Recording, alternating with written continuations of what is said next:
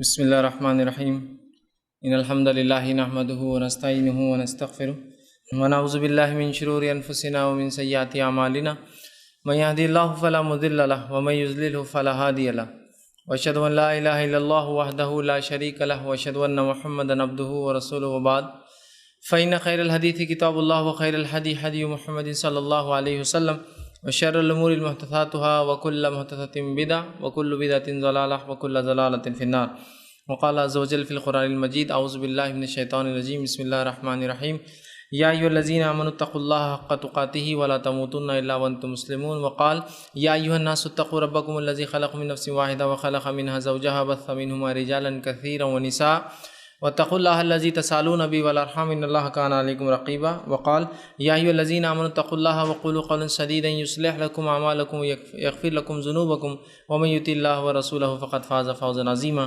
اللہم صل علی محمد وعلی آل محمد کما صلیت علی ابراہیم وعلی آل ابراہیم انک حمید مجید اللہم بارک علی محمد وعلی آل محمد کما بارکت علی ابراہیم وعلی آل ابراہیم انک حمید مجید رب اشرح لی صدری ویسر لی امری واحلل عقدۃ من لسانی یفقہوا قولی وقال عز وجل فی القرآن المجید اعوذ باللہ من الشیطان الرجیم بسم اللہ الرحمن الرحیم وما آتاکم الرسول فخذوه وما نہاکم عنہ فانتہوا وقال الیوم اکملت لکم دینکم واتممت علیکم نعمتی ورضیت لکم الاسلام دینا وقال النبی صلی اللہ علیہ وسلم من عمل عملا لیس علیہ امرنا فہو رد اما بعد۔ تمام تعریفیں اس اللہ عز و جل کے لیے لائق و زیبا ہے جو تمام جہانوں کا بنانے والا اور اسے پالنے والا ہے، اور درود و سلام اس کے آخری نبی محمد صلی اللہ علیہ وسلم پر۔ الحمدللہ ہم تمام یہاں اس ہفتے واری درس قرآن کے لیے جمع ہوئے انشاءاللہ عزیز۔ اس مختصر سے وقت میں آپ تمام کے سامنے جو ایک بڑے ہی انتہائی اہم موضوع پر روشنی ڈالنے کی کوشش کروں گا۔ جیسا کہ ہم تمام جانتے ہیں کہ شعبان کا مہینہ بہرحال شروع ہونے والا ہے، اور بس آج یا کل بہرحال شعبان شروع ہو جائیں گا، اور جو ہی شعبان کا مہینہ شروع ہوتا ہے مختلف قسم کی باتیں بہرحال ہمارے ذہنوں میں آنا شروع ہو جاتی اس مہینے کے تعلق سے۔ بالخصوص اس ایک چیز تو یہ ہوتی ہے کہ شعبان کا مہینہ ایک آغائی ہوتا ہے، ایک قسم کا الارم ہوتا ہے کہ اس کے بعد کا ایک بہت اہم مہینہ آ رہا ہے، وہ ہے رمضان۔ تو اس سے بھی اس مہینے کی فضیلت پتہ چلتی ہے، یہ اہمیت جس کو کہیں گے کہ ایک مہینہ پہلے رمضان سے، تو اس سے بھی مسلمان آگاہ ہو جاتا ہے کہ بھائی چلو اب رمضان کو ایک مہینہ ہے۔ لیکن اس سے ہٹ کر جو بات زیادہ ذہن میں آتی ہے وہ یہ ہے کہ اب شعبان شروع ہو چکا ہے، تو اس میں ایک 15 تاریخ آنے والی ہے، اور اس تاریخ کو ایک رات ہوتی ہے جس کو مختلف ناموں سے بہرحال پکارا جاتا ہے۔ ویسے اس کا مشہور معروف اور ایک عام چلن جو نام ہے وہ ہے شب برات، ٹھیک، یا لیلۃ البرات، ٹھیک، کہ یا پھر بڑی جاگنے کی رات۔ ایک چھوٹی جاگنے کی رات لوگ 25-27 جو ہے رجب کو مناتے ہیں، اور ایک بڑی جاگنے کی رات جو ہے 15 شعبان کو منائی جاتی ہے، لیکن اس کو لیلۃ البرات یا شب برات بہرحال اس کا مشہور اور معروف نام ہے، اس نام سے پکارا جاتا ہے۔ اور پھر مختلف اعمال اس رات سے جڑے، اور اس کے بعد جو دن آتا ہے وہ 15 کا، کہ رات جاگنا، دن میں روزہ رکھنا، اور اس کے علاوہ مختلف چیزیں اور بھی بہرحال اس سے بڑھ کر بھی ہمارے ذہن میں آتی، مردوں کی عید ہوتی ہے، تقدیر کے فیصلے لکھے جانے کا معاملہ ذہن میں آتا ہے کہ ایسا ہوتا ہے، اور بہت ساری باتیں۔ تو آئیے کچھ باتیں اس مہینے کے تعلق سے، اور اس 15 کی کیا حقیقت ہے، برات کی کیا حقیقت ہے، کیا واقعتاً یہ رات ہے، کیا ہے تو پھر اس کی فضیلتیں کیا ہے، اور اگر نہیں ہے تو پھر اس کے دلائل کیا ہے، اور لوگ جو دلائل دیتے ہیں اس کے برعکس ہم کیا انہیں بتائیں، کس طرح سمجھائیں کہ یہ رات ثابت نہیں ہے۔ کچھ باتیں انشاءاللہ عزیز اس میں رکھنے کی کوشش کروں گا۔ سب سے پہلی چیز تو یہ کہ ایک زمانے دراز تک لوگ جو ہے اس رات کو شب برات کے نام سے ہی مناتے تھے، لیکن چونکہ علم الحمدللہ اب عام ہوتا جا رہا ہے، جب لوگوں نے اشکالات جتائے، لوگوں نے سوالات اٹھائے کہ اگر واقعتاً 15 شعبان ایک بہت ہی اہمیت کا حامل ہے، تو پھر اس میں اس کی حقیقت کیا ہے، قرآن میں اس کا کیا تذکرہ ہے، احادیث میں اس کا کیا تذکرہ ہے۔ جب یہ معاملے شروع ہوئے تو لوگوں نے پھر کچھ چیزوں کو، جو مختلف چیزوں کے تعلق سے باتیں تھیں، ان کو لا کر اس میں فٹ کرنا شروع کیا۔ دیکھیے دو چیزیں ہوتی ہیں، ایک یہ ہے کسی چیز کے بارے میں دلائل موجود ہو، آپ لا علم ہیں، اور جب آپ سے پوچھا جائے آپ لا علم تھے، آپ نے علم لیا اس دلائل کا، اور پھر آپ لوگوں کو بتائیں کہ اس کے تعلق سے یہ دلائل ہیں۔ ایک چیز تو یہ ہوتی ہے۔ دوسرا یہ ہوتا ہے کسی چیز کو آپ پہلے طے کر لیں کہ یہ ہم کو کرنا ہے، اور طے کرنے کے بعد شریعت میں موجودہ دلائل کو آپ اس میں فٹ کرنے کی کوشش کریں کہ ہاں یہ اس کے تعلق سے ہے۔ تو دونوں میں فرق ہے، ایک تو چیز وجود میں ہے، اس کے دلائل ہے، میں لا علم تھا اس سے، جب میں نے سوال اٹھایا آپ نے تحقیق کی یا میں نے تحقیق کی اور مجھے اس کے جوابات مل گئے۔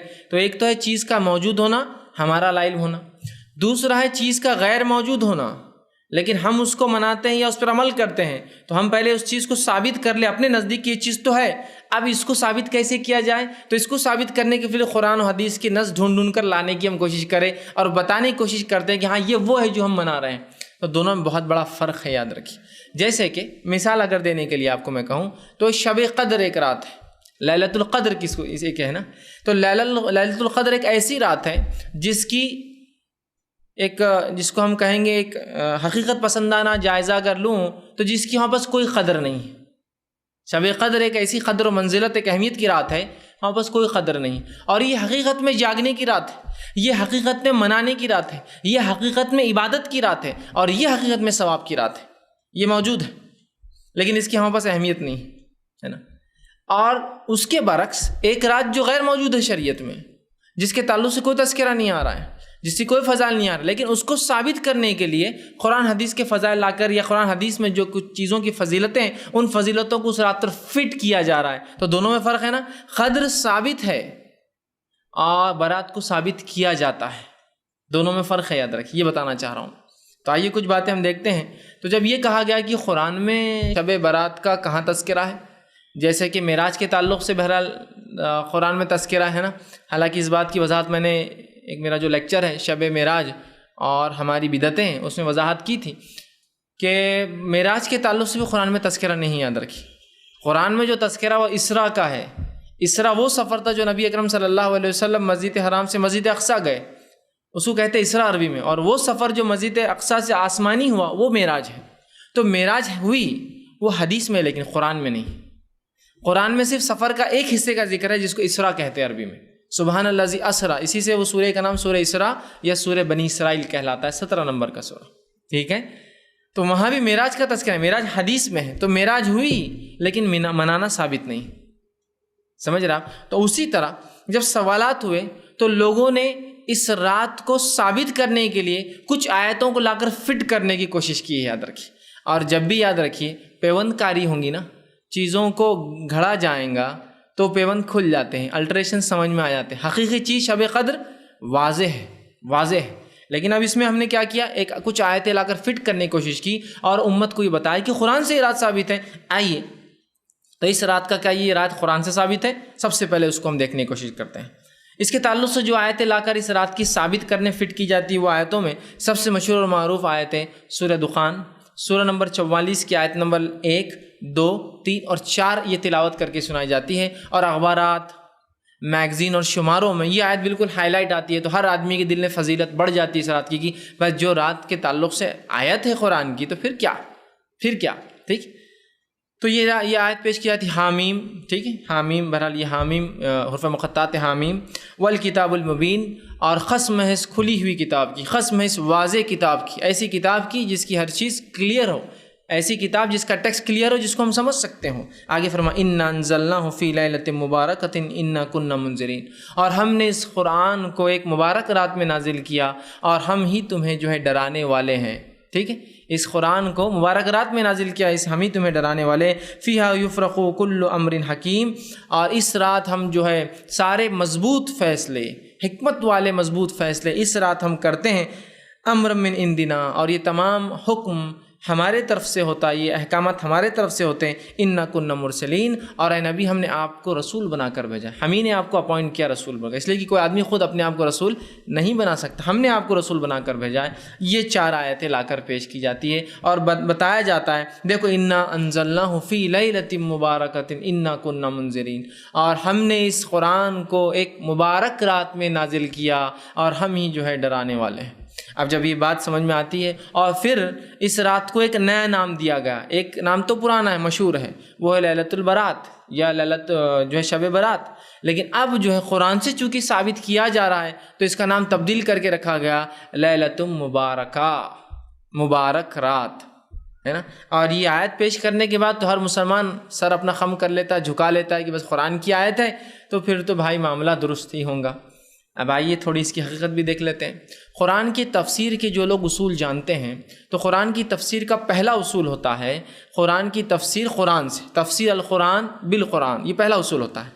قرآن کی تفسیر کے کم بیش 6 سے 7 اصول ہوتے ہیں، جن میں پہلا اصول ہے قرآن کی تفسیر قرآن سے، اور یہ اصول سب کے نزدیک ایسے ہی ہے، اس میں کوئی اختلاف نہیں اس اصول میں. پہلے دوسرا اصول ہے قرآن کی تفسیر احادیث سے، ٹھیک، تو آئیے اس اصول کے مطابق چلیے پہلا اصول اس پر لاگو کرتے ہیں، قرآن کی تفسیر قرآن سے۔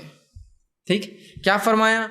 قسم ہے اس واضح کتاب کی، اور ہم نے اس کتاب کو ایک مبارک رات میں نازل کیا، اور ہم ہی تمہیں ہم ڈرانے والے ہیں۔ آئیے اب اس کو تھوڑا سا جانچنے کی کوشش کرتے ہیں کہ اس کا کیا معنی ہے، اس کا جو اللہ رب العزت فرمایا ہم نے اسے ایک مبارک رات میں نازل کیا اور ہم ڈرانے والے ہیں۔ قرآن سے اس کی تفصیل لینے کی کوشش کرتے ہیں۔ تو پتہ یہ چلا یہاں اللہ رب العزت نے قرآن کی قسم کھا کر یہ کہا کہ ہم نے اس قرآن کو مبارک رات میں نازل کیا۔ اب اگر میں ایک ادنا طالب علم، اسٹوڈنٹ آف اسلامک اسٹڈی جس کو بولیں گے، ادنا طالب علم جس کو قرآن کا کچھ بھی تھوڑا بہت بھی مطالعہ ہے، اس کو معلومات ہے، نالج ہے، اس سے سوال کروں قرآن کب نازل ہوا، تو میں سمجھتا ہوں اگر 1000 کا مجمع ہے، لاکھ کا مجمع ہے، تو 1% لوگ بھی نہیں بولیں گے 15 شعبان 15 شعبان 15 شعبان۔ کیا بولیں گے آپ؟ کون سا مہینہ؟ رمضان۔ ایک ادنا طالب علم میں کہہ رہا ہوں، لاکھوں کے مجمع میں بھی کوئی یہ نہیں بولیں گا کہ یہ قرآن جو ہے شعبان میں اترا ہے نا؟ کب اترا ہے؟ رمضان۔ اس کی گواہی کہ تو اللہ کی کتاب نے دی۔ خود اللہ رب العزت فرماتا ہے سورہ بقرہ سورہ نمبر 2 آیت نمبر 185، شہر رمضان الذی انزل فیہ القرآن ھدی للناس وبینات من الہدی والفرقان۔ رمضان وہ مہینہ تھا جس میں قرآن کا نزول ہوا انسانیت کی ہدایت کے لیے، اور ایک فرقان بنا کر، فرق کرنے والی کتاب بنا کر ہم نے بھیجا ہے، کرائٹیریا بنا کر، ایک اصول، ایک کسوٹی بنا کر اس کتاب کو بھیجا ہے، فرقان۔ سمجھ رہے ہیں بات کو؟ تو یہاں اللہ نے فرما دیا کہ رمضان وہ مہینہ تھا جس میں قرآن کا نزول ہوا۔ تو قرآن کب نازل ہوا؟ رمضان میں۔ آئیے اب رمضان میں وہ کون سی رات تھی جب اترا؟ قرآن سے ہی جواب طلب کرتے، چونکہ پہلا اصول تفسیر کا قرآن سے ہے، قرآن کی تفسیر قرآن سے جواب طلب کرتے ہیں کہ بھائی کب اترے آپ سب سے پہلے؟ تو قرآن میں خود اس کا رب اتارنے والا قرآن کا وہ جواب دیتا ہے، سورہ نمبر 97 سورۃ القدر، انا انزلناہ فی لیلۃ القدر، اور ہم نے اتارا اس قرآن کو لیلۃ القدر میں، وما ادراک ما لیلۃ القدر، اور اے مسلمانوں کیا چیز ہے جو تمہیں سمجھائیں گی لیلۃ القدر کیا ہے؟ لیلۃ القدر خیر من الف شہر۔ بس اتنا سمجھ لو تمہاری موٹی عقل کے اعتبار سے کہ یہ 1000 مہینوں سے افضل ہے۔ کتنا افضل وہ اللہ ہی جانتا ہے، تمہارا رب ہی جانتا ہے، لیکن اتنا تمہیں سمجھ میں آتا ہے 1000 مہینے سے افضل ہے۔ کون سی رات؟ لیلۃ القدر، ہے نا؟ تو یہاں کہا شہر رمضان الذی انزل فیہ القرآن، قرآن کب اترا؟ رمضان کے مہینے میں۔ وہ رات، جس رات اترا، وہ رات کیسی تھی؟ بڑی قدر اور منزلت والی رات تھی۔ تو کہا انا انزلناہ فی لیلۃ القدر، ہم نے اسے ایک بہت ہی قدر اور منزلت والی رات میں نازل کیا۔ اور تمہیں کیا بتائے، کیا چیز تمہیں سمجھائیں گے لیلۃ القدر کیا ہے؟ بس اتنا سمجھ لو کہ 1000 مہینوں سے لیلۃ القدر افضل ہے۔ تو یہ ہوا۔ تیسری آیت سورہ دخان کی کیا کری؟ انا انزلناہ فی لیلۃ مبارکہ، ہم نے اسے مبارک رات میں نازل کیا۔ اب تینوں آیتوں کو جوڑ لیتے ہیں ایک ساتھ تفسیر سمجھنے کے لیے ترتیب میں۔ پہلا، قرآن کب نازل ہوا؟ کون سے مہینے میں؟ رمضان۔ جس رات نازل ہوا اس رات کا نام کیا ہے؟ قدر۔ اور چونکہ اس میں قرآن اترا تو یہ رات کیسی ہے؟ مبارک۔ انا انزلناہ فی لیلۃ مبارکہ، یہ سورہ لیلۃ القدر کے تعلق سے ہی تفسیر یاد رکھی۔ اور آگے کیا فرمایا؟ مبارکہ انا کنا منذرین فیہا یفرق کل امر حکیم، اور اسی رات ہم سارے حکمت کے اور بڑے مضبوط والے فیصلے کرتے ہیں۔ مطلب مفسرین لکھتے ہیں اس رات اللہ رب العزت نے جو تقدیریں ہماری لکھ دی ہے، اس تقدیر کو فرشتوں کو سونپ دیا جاتا ہے ایئرلی، کہ اب کیا ایکسیکیوٹ کرنا ہے، یہ بندوں کے ساتھ کیا کیا کرنا ہے۔ تو یہ سالانہ سمجھو ان کا جو ہے ورک ہے کہ یہ سال کتنے لوگ جئیں گے، کتنا کھاؤں گا، کیا کروں گا، اولادیں پیدا ہوں گی نہیں ہوں گی، کیا تکلیفیں، کیا، یہ تمام کام فرشتوں کو جو تقدیر میں لکھے وہ سونپ دیے جاتے ہیں کہ ایکسیکیوٹ کرنا ہے پورے سال تم کو، اگلے سال تک کے لیے۔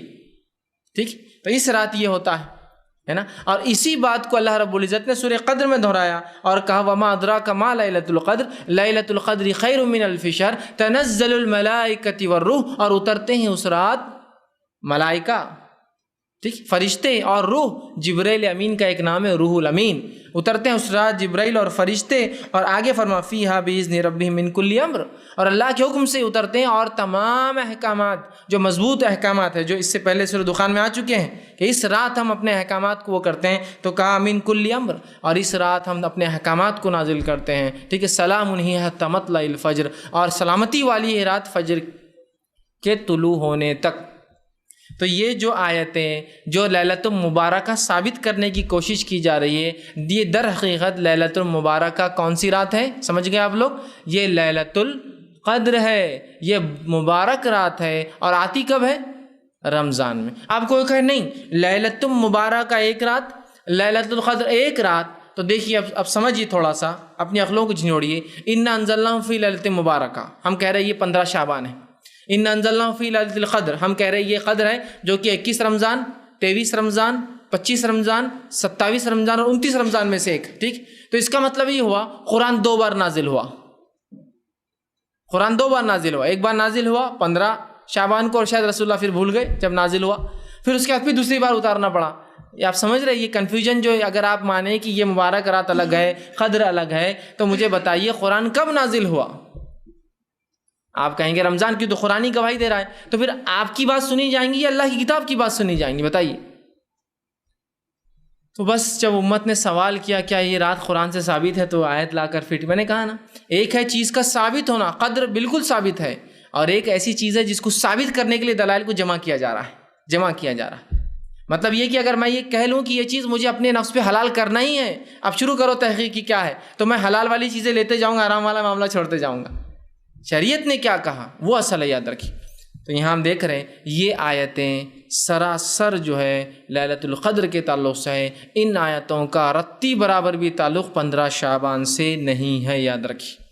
اور اس کے علاوہ کوئی آیتیں اور لوگ فٹ کرنا چاہے وہ 15 شعبان سے، ان کا کوئی لینا اور دینا نہیں ہے۔ یہ بات ہمیشہ اپنے ذہن میں آپ رکھ لیجیے، اب یاد رکھیے کہ کوئی بہکا نہ سکے قرآن میں یہ رات ہے، یہ برات قرآن میں۔ قرآن برات میں نہیں ہے میرے بھائی۔ اگر قرآن کی ایسی من مانی تفسیریں ہم کرنے لگے تو ابوبکر صدیق رضی اللہ عنہ سے ایک مرتبہ سوال ہوا کسی قرآن کی آیت کے تعلق سے، تو کہا مجھے اس کا علم نہیں ہے، اور ابوبکر کو کون سا آسمان پناہ دیں گا اور کون سی زمین سنبھالیں گی اگر ابوبکر اپنے دل سے اس کی تفسیر کرنا شروع کر دیں۔ ابوبکر صدیق سے جب سوال ہوگا قرآن کے تعلق سے، آپ جواب نہیں دے پائے۔ لوگوں نے کہا آپ کو نہیں پتا، تو کہا مجھے نہیں پتا، اور ابوبکر کو پھر کون سا آسمان سہارا دیں گا، سپورٹ کرے گا، مطلب سایہ دیں گا، اور کون سی زمین سنبھالیں گے؟ ابوبکر اللہ کی کتاب کی تفسیر خود سے کرے۔ تو اللہ کے لیے اللہ کی کتاب کی تفسیر اپنی من مانی مت کیجیے۔ اور کسی مفسر نے اس کا معنی یہ نہیں لیا کہ یہ سوائے ان کے جنہوں نے مختلف عجیب و غریب دعوے کر رکھے ہیں، جن کو اہل باطن جن کو کہتے ہیں، جن کے سامنے ظاہر نہیں، ان کو باطن علم ہوتا ہے، ان کے نزدیک یہ تفسیر میں آتا ہے 15 شعبان۔ اس کے علاوہ کسی نے بھی اس کو، بلکہ علامہ ابن کثیر نے کہا یہ تو قدر ہی ہے، یاد رکھیے مکمل طور سے۔ تفسیر الطبری میں کہا کہ یہ تو قدر ہی ہے یقینی طور سے، اس لیے کہ قدر کی تفسیر ہے۔ سورہ جو لیلۃ القدر ہے اسی وہ رات چونکہ مبارک ہے، یہاں اس کا ایک صفت کا تذکرہ ہو رہا ہے، وہاں نام کا تذکرہ ہو رہا ہے، اور سورہ بقرہ میں وہ کب آتی ہے، رمضان کا تذکرہ ہو رہا ہے، تینوں باتیں آ گئی۔ تو قرآن سے یہ رات ثابت نہیں، یاد رکھی۔ تو کوئی اب خام و خواہ کسی کو باور کرنے کی کوشش نہ کریں۔ اب ہوتا یوں ہے کہ جب دلائل دیے جاتے ہیں تو لوگ الٹا چڑھائی کرتے ہیں، سنتے تو نہیں یہ بات کو۔ جنرلی ہوتا ہے لوگ جب DVD سنتے ہیں، اس کے نیٹ پہ جاتا ہے تو بات تو سمجھنا ہی نہیں، بس چڑھائی شروع کر دینا ہے، بس نہیں یہ غلط ہے، یہ وہابی ہے، یہ فلاں ہے، یہ ایسے ہے، یہ فلاں ہے، یہ خبیث ہے، یہ ایسے ہے، یہ ویسے ہے، اور اس کے علاوہ جو ہے بحث مباحثہ یا گالی گلوچ، بس معاملہ یہاں ختم ہو جاتا ہے۔ یہ طریقہ نہیں ہے دین کو سیکھنے کا، یاد رکھیے، ٹھیک؟ یہ اصول بھی نہیں ہے دین کو سیکھنے کا۔ اگر سامنے والا فریق کوئی دلائل دیتا تو آپ دلائل کی تحقیق کیجیے۔ اگر آپ یہ کہیں کہ نہیں ہم جو کر رہے ہیں بس وہی صحیح ہے، تو پھر ہم بھی یہ کہیں گے ہم بھی جو کر رہے ہیں وہی صحیح ہے، تو معاملہ تو کوئی بننے والا نہیں۔ معاملہ تو تب بنے گا کہ آپ کے دلائل اور ہمارے دلائل، اور دلائل کتاب و سنت کے جیسے صحابہ نے سمجھا، میری منمانی سوچ نہیں جیسا ہم لگا رہے ہیں، یا لیلۃ مبارک بولتے شب برات۔ اور افسوس کی بات ہے بہت سارے علماء جن سے میری ذاتی طور سے بات ہوتی ہے تب تو برابر کہتے ہی بدعت ہے، ہاں یہ درست نہیں ہے، لیکن عوام میں جب کھڑے ہوتے تو پھر وہی رٹا لگائے ہوئے ہیں، اس کی یہ فضیلت ہے، اس کی فلاں ہے۔ جب پوچھا جاتا ہے کیا ہے تو کہتے کرنا پڑتا ہے، یہ ایڈجسٹمنٹس ہے، یہ ضرورتیں ہیں، مدرسے کے چندے کیسے آئیں گے، ڈونیشنز کیسے چلیں گے، فلاں چیز کر لیے تو کیا ہوا۔ مطلب علمی اعتبار سے تو آپ لنگڑے ہیں، یہ بات آپ کو بھی پتہ ہے، لیکن جب عوام میں چلے جاتے ہیں وہاں تو لوگ پوچھنے والے ہیں نہیں، عوام تو راضی ہے کسی بھی کام کے لیے، وہاں برابر اپنا منہ کھولتے ہیں، تو یہ فضیلت، وہ فائدے، یہ فلاں اور وہ فلاں۔ پھر خود جب تفسیر پڑھتے ہیں یا کسی عالم کی تفسیر بتائیے جو آپ کا عالم ہو، جس نے یہ تفسیر کی ہو کہ مبارکہ اور قدر دو الگ راتیں ہیں، اور یہ ثابت کیا ہو کہ 15 شعبان کو بھی قرآن نازل ہوا، اور 27 یا 21 جو ہے 23، 25، 27 یا 29 رمضان کو بھی نازل ہوا لیلۃ القدر، ثابت کر دیجیے۔ دوسرا، چلیے بھائی قرآن سے اگر نہ بھی ہو حدیث سے تو یہ رات ثابت ہے نا، کہیں حدیث آتے ہیں. چلیے آئیے حدیث کا بھی تھوڑا جائزہ لے لیتے. کیا یہ رات شب برات جسے کہا جا رہا ہے کیا حدیث سے ثابت ہے؟ سب سے پہلی چیز تو یہ یاد رکھیے، یہ برات لفظی عجیب ہے. جیسا کہ عید الفطر، کیا معنی ہے اس کا؟ عید جو فطر کی عید ہے، چونکہ فطرہ دیتے ہیں اس سے پہلے غریبوں کی مدد کرتے، عید الفطر. عید الاضحیٰ وہ عید جس میں ہم جانور کو ذبح کہتے ہیں، یا یوم النحر کہتے ہیں اس دن کو، ذبح کرنے کا، خون بہانے کا دن. سگنیفیکنس ہے، کچھ نہ کچھ سمجھ میں آ رہا. اب یہ کیا ہے؟ لیلۃ البرات، شب برات. برات کا عربی میں کیا معنی ہوتا ہے؟ نفرت کا اظہار کرنا. جیسے کہ اللہ رب العزت نے سورہ توبہ کے اندر کہا برات من اللہ ورسولہ، کہ اللہ اور اس کے رسول اپنے نفرت کا اظہار کرتے ہیں مشرکین سے، اور جب 4 مہینے گزر جائے حرمت والے تو پھر ان کو جو ہے چھوڑو مت. اگر یہ امن پہ آتے تو ٹھیک، نہ امن پہ آئے تو پھر ان کو جہاں پاؤ، چونکہ اب جنگ کا اعلان تھا، یہ قتل کرو انہیں. تو یہاں برات کا اظہار کیا. اب یہ شب برات، اس کا معنی ہو رہا ہے کہ نفرت کے اظہار کرنے والی رات. اب یہ کیسی رات ہو سکتی ہے شریعت میں جس میں نفرت کا اظہار؟ کیا نفرت کا اظہار کرنا ہے بتائیے؟ کیا اظہار کرنا ہے؟ کیا برات، کس سے برات کا اظہار کرنا ہے؟ فرعون سے برات کا اظہار کرنا ہے؟ نمرود سے برات کا اظہار کرنا ہے؟ نہیں. اب لاجک دیکھیے، میں نے کہا نا ثابت چیز نہیں ہے تو ثابت کرنے کے لیے ہر چیز لا لیتے ہیں. نہیں، بولے یہ ایسی رات ہے جس میں گناہوں سے برات کا اظہار ہے. میں نے کہا صرف ایک رات اور پوری زندگی کرتے رہو، پھر ایک رات برات کرو اور پوری زندگی چاہتے رہو گناہوں کو؟ نہیں، ویسا نہیں ہے. پھر کیا معنی ہے برات کا؟ کوئی سگنیفیکنس، کوئی اہمیت ہی نظر نہیں آ رہی. اس کے نام خود دیکھیے عجیب ہے. اور کہیں بھی قرآن میں اور کہیں بھی حدیث میں برات کا لفظ ہی نہیں یاد رکھیے کہ لیلۃ برات ہے. برات کا لفظ ایک بار آیا بس، وہ سورہ برات کے اندر، یا سورہ توبہ کو سورہ برات بھی کہ سورہ برات، اس کے علاوہ نہیں آیا. تو شب برات اگر آپ کسی چیز کو نام دے رہے ہیں تو میرا ایک بنیادی سوال ہے، یہ نام رسول اللہ صلی اللہ علیہ وسلم اپنی زبان سے لیا کیا؟ آپ صلی اللہ علیہ وسلم کی زبان مبارک سے کس نے لیلۃ البرات کا نام سنا کیا کبھی؟ پورے حدیث کا ذخیرہ اٹھا لیجیے. اور ذخیرہ اٹھانے کے بعد لوگ کہتے ہیں نہیں 15 شعبان کا ذکر ہے نا، انشاءاللہ میں آ رہا ہوں 15 شعبان. تو 15 شعبان بولیے نا، لیلۃ البرات کیوں بول رہے ہیں؟ تو جو اگر چیز منانے کی ہوتی، عبادت کی ہوتی، جاگنے کی ہوتی تو رسول اللہ کیا نام نہ دیتے اس کو؟ عید الفطر کو نام دیا گیا، عید الاضحیٰ کو نام دیا جا رہا ہے، لیلۃ القدر کو نام دیا جا رہا ہے، تو کیا رسول اللہ ایک ایسی افضل رات کو نام نہ دیتے اور خالی 15 شعبان کے اوپر ڈیپینڈ کر کے چھوڑ دیتے؟ سمجھ لیجیے ایک رات ہے، سمجھے شب قدر ہے، تو 21 رمضان کو ہو سکتی ہے، 23 ہو سکتی ہے، 25 ہو سکتی ہے، 27 اور 29 ہو سکتی ہے. تو اس کا سگنیفیکنس ہے، تو ایک نام بھی ہے اس کا کہ بھائی لیلۃ القدر، تلاش کرو اسے، ہے نا. یہاں کیا ہے؟ نام ہی غائب ہے. کوئی حدیث کی ذخیرے میں بتا دے کہ رسول اللہ نے 15 شعبان کو لیلۃ البرات، شب برات کا نام دیا ہو. تو یہ نام بھی خود ساختہ ہے. جب نام خود ساختہ ہے تو باقی سب چیزیں سمجھ جائیے آپ کیا ہوں گی. پھر نام ہی خود من گھڑت ہے، ہمارا بنایا ہوا ہے. تو لیلۃ البرات، اب آئیے حدیث میں تلاش کرتے لیلۃ البرات کے تعلق سے کیا ہے. دیکھیے جتنی احادیث ہے شب برات کے تعلق سے آتی ہے، جتنی احادیث جو شب برات کا نام تو کہیں بھی نہیں یاد رکھتے. میں پھر کہہ رہا ہوں، ان ضعیف اور موضوع روایت میں بھی برات لفظ کا تذکرہ نہیں ہے، 15 شعبان کا تذکرہ ہے. ٹھیک ہے، تو جتنی روایتیں 15 شعبان کے تعلق سے آتی ہے، جس کو شب برات بول کر ہم منا رہے ہیں، اس کا تذکرہ نہ صحیح روایت میں نہ ضعیف روایت میں ہے. تو اس 15 شعبان کی جتنی روایتیں ایک چھوڑ کر ساری کی ساری ضعیف جداً یا موضوع کے درجے میں آتی ہے. یاد رکھیے ضعیف کے اندر بھی ایک بہت ضعیف ہوتی اور اکثر موضوع کے درجے میں آتی ہے، جن کے روات کا پتہ ہی نہیں کہ یہ کون تھے، کب جیے اور کب مرے، کچھ علم نہیں. تو یہ ہوتی ہے موضوع روایت ہے. تو یا تو یہ ضعیف ہے، یا ضعیف جداً بہت اشد اس میں ضعف ہے، کمزوریاں ہیں، اور یا تو پھر تمام کی تمام موضوع ہے سوا ایک کو چھوڑ کر. اور وہ ایک روایت جس کو ناصر الالبانی رحمہ اللہ نے حسن قرار دیا. یاد رکھیے اس ایک جو حدیث کو لے کر ہی بہت سے لوگ کہتے ہیں دیکھو ایک تو حسن روایت ہے نا، آئیے اس روایت کا بھی مطالعہ کر لیتے. وہ حسن جس کو ناصر الالبانی رحمہ اللہ نے کہا وہ کیا ہے؟ حالانکہ اس پر بہت سارے اہل علم اس پہ بھی جرح کیا اور کہا یہ ضعیف ہے، لیکن پھر بھی چونکہ ناصر الالبانی نے کبھی اس سے اپنی زندگی میں رجوع نہیں کیا، انہوں نے کہا کہ نہیں یہ بات ہی صحیح ہے کہ یہ حسن ہے، لہٰذا ہم اس کو اگر حسن بھی مان لیں. بہت سی بار ہوتا ہے نا، اخبارات میں آتا ہے جو ہے کتاب و سنت کے ماننے والوں کے بڑے عالم، سلفیوں کے بڑے عالم علامہ ناصر الالبانی خود اس رات کے فضائل میں ایک حسن روایت نقل کرتے ہیں. اسی لیے میں اس بات کو خاص رکھ رہا ہوں کہ ہم وہ مغالطے میں نہ آ جائے کہ یہ کیا ہو رہا ہے. ٹھیک، تو انہوں نے حسن جو قرار دیا وہ روایت کیا ہے؟ وہ روایت صحیح ابن حبان میں آتی ہے، دوسرا جو ہے معجم طبرانی، امام جو ہے طبرانی کی جو معجم ہے جس میں انہوں نے حدیث سے کچھ جمع کی، اس میں یہ روایت آتی ہے، اور امام بہقی نے شعبۃ الایمان میں سے روایت کو لایا ہے، اور علامہ ناصر الالبانی نے ان تمام کتابوں سے جو جمع کی جس کو صحیح جامع صغیر کہتے ہیں، تو اس کتاب میں آپ نے اس کو حسن درجہ دیا ہے کہ یہ روایت حسن ہے، الفاظ اس روایت کے یہ ہے۔ اور سنیے اللہ تبارک و تعالی، حالانکہ اس پر بھی بہت سے لوگوں نے ضعیف ہونے کا وہ کیا ہے، لیکن پھر بھی ناصر الالبانی چونکہ حسن کہا، اس حسن کو ہی مانتے ہوئے آگے بات کر رہے ہیں۔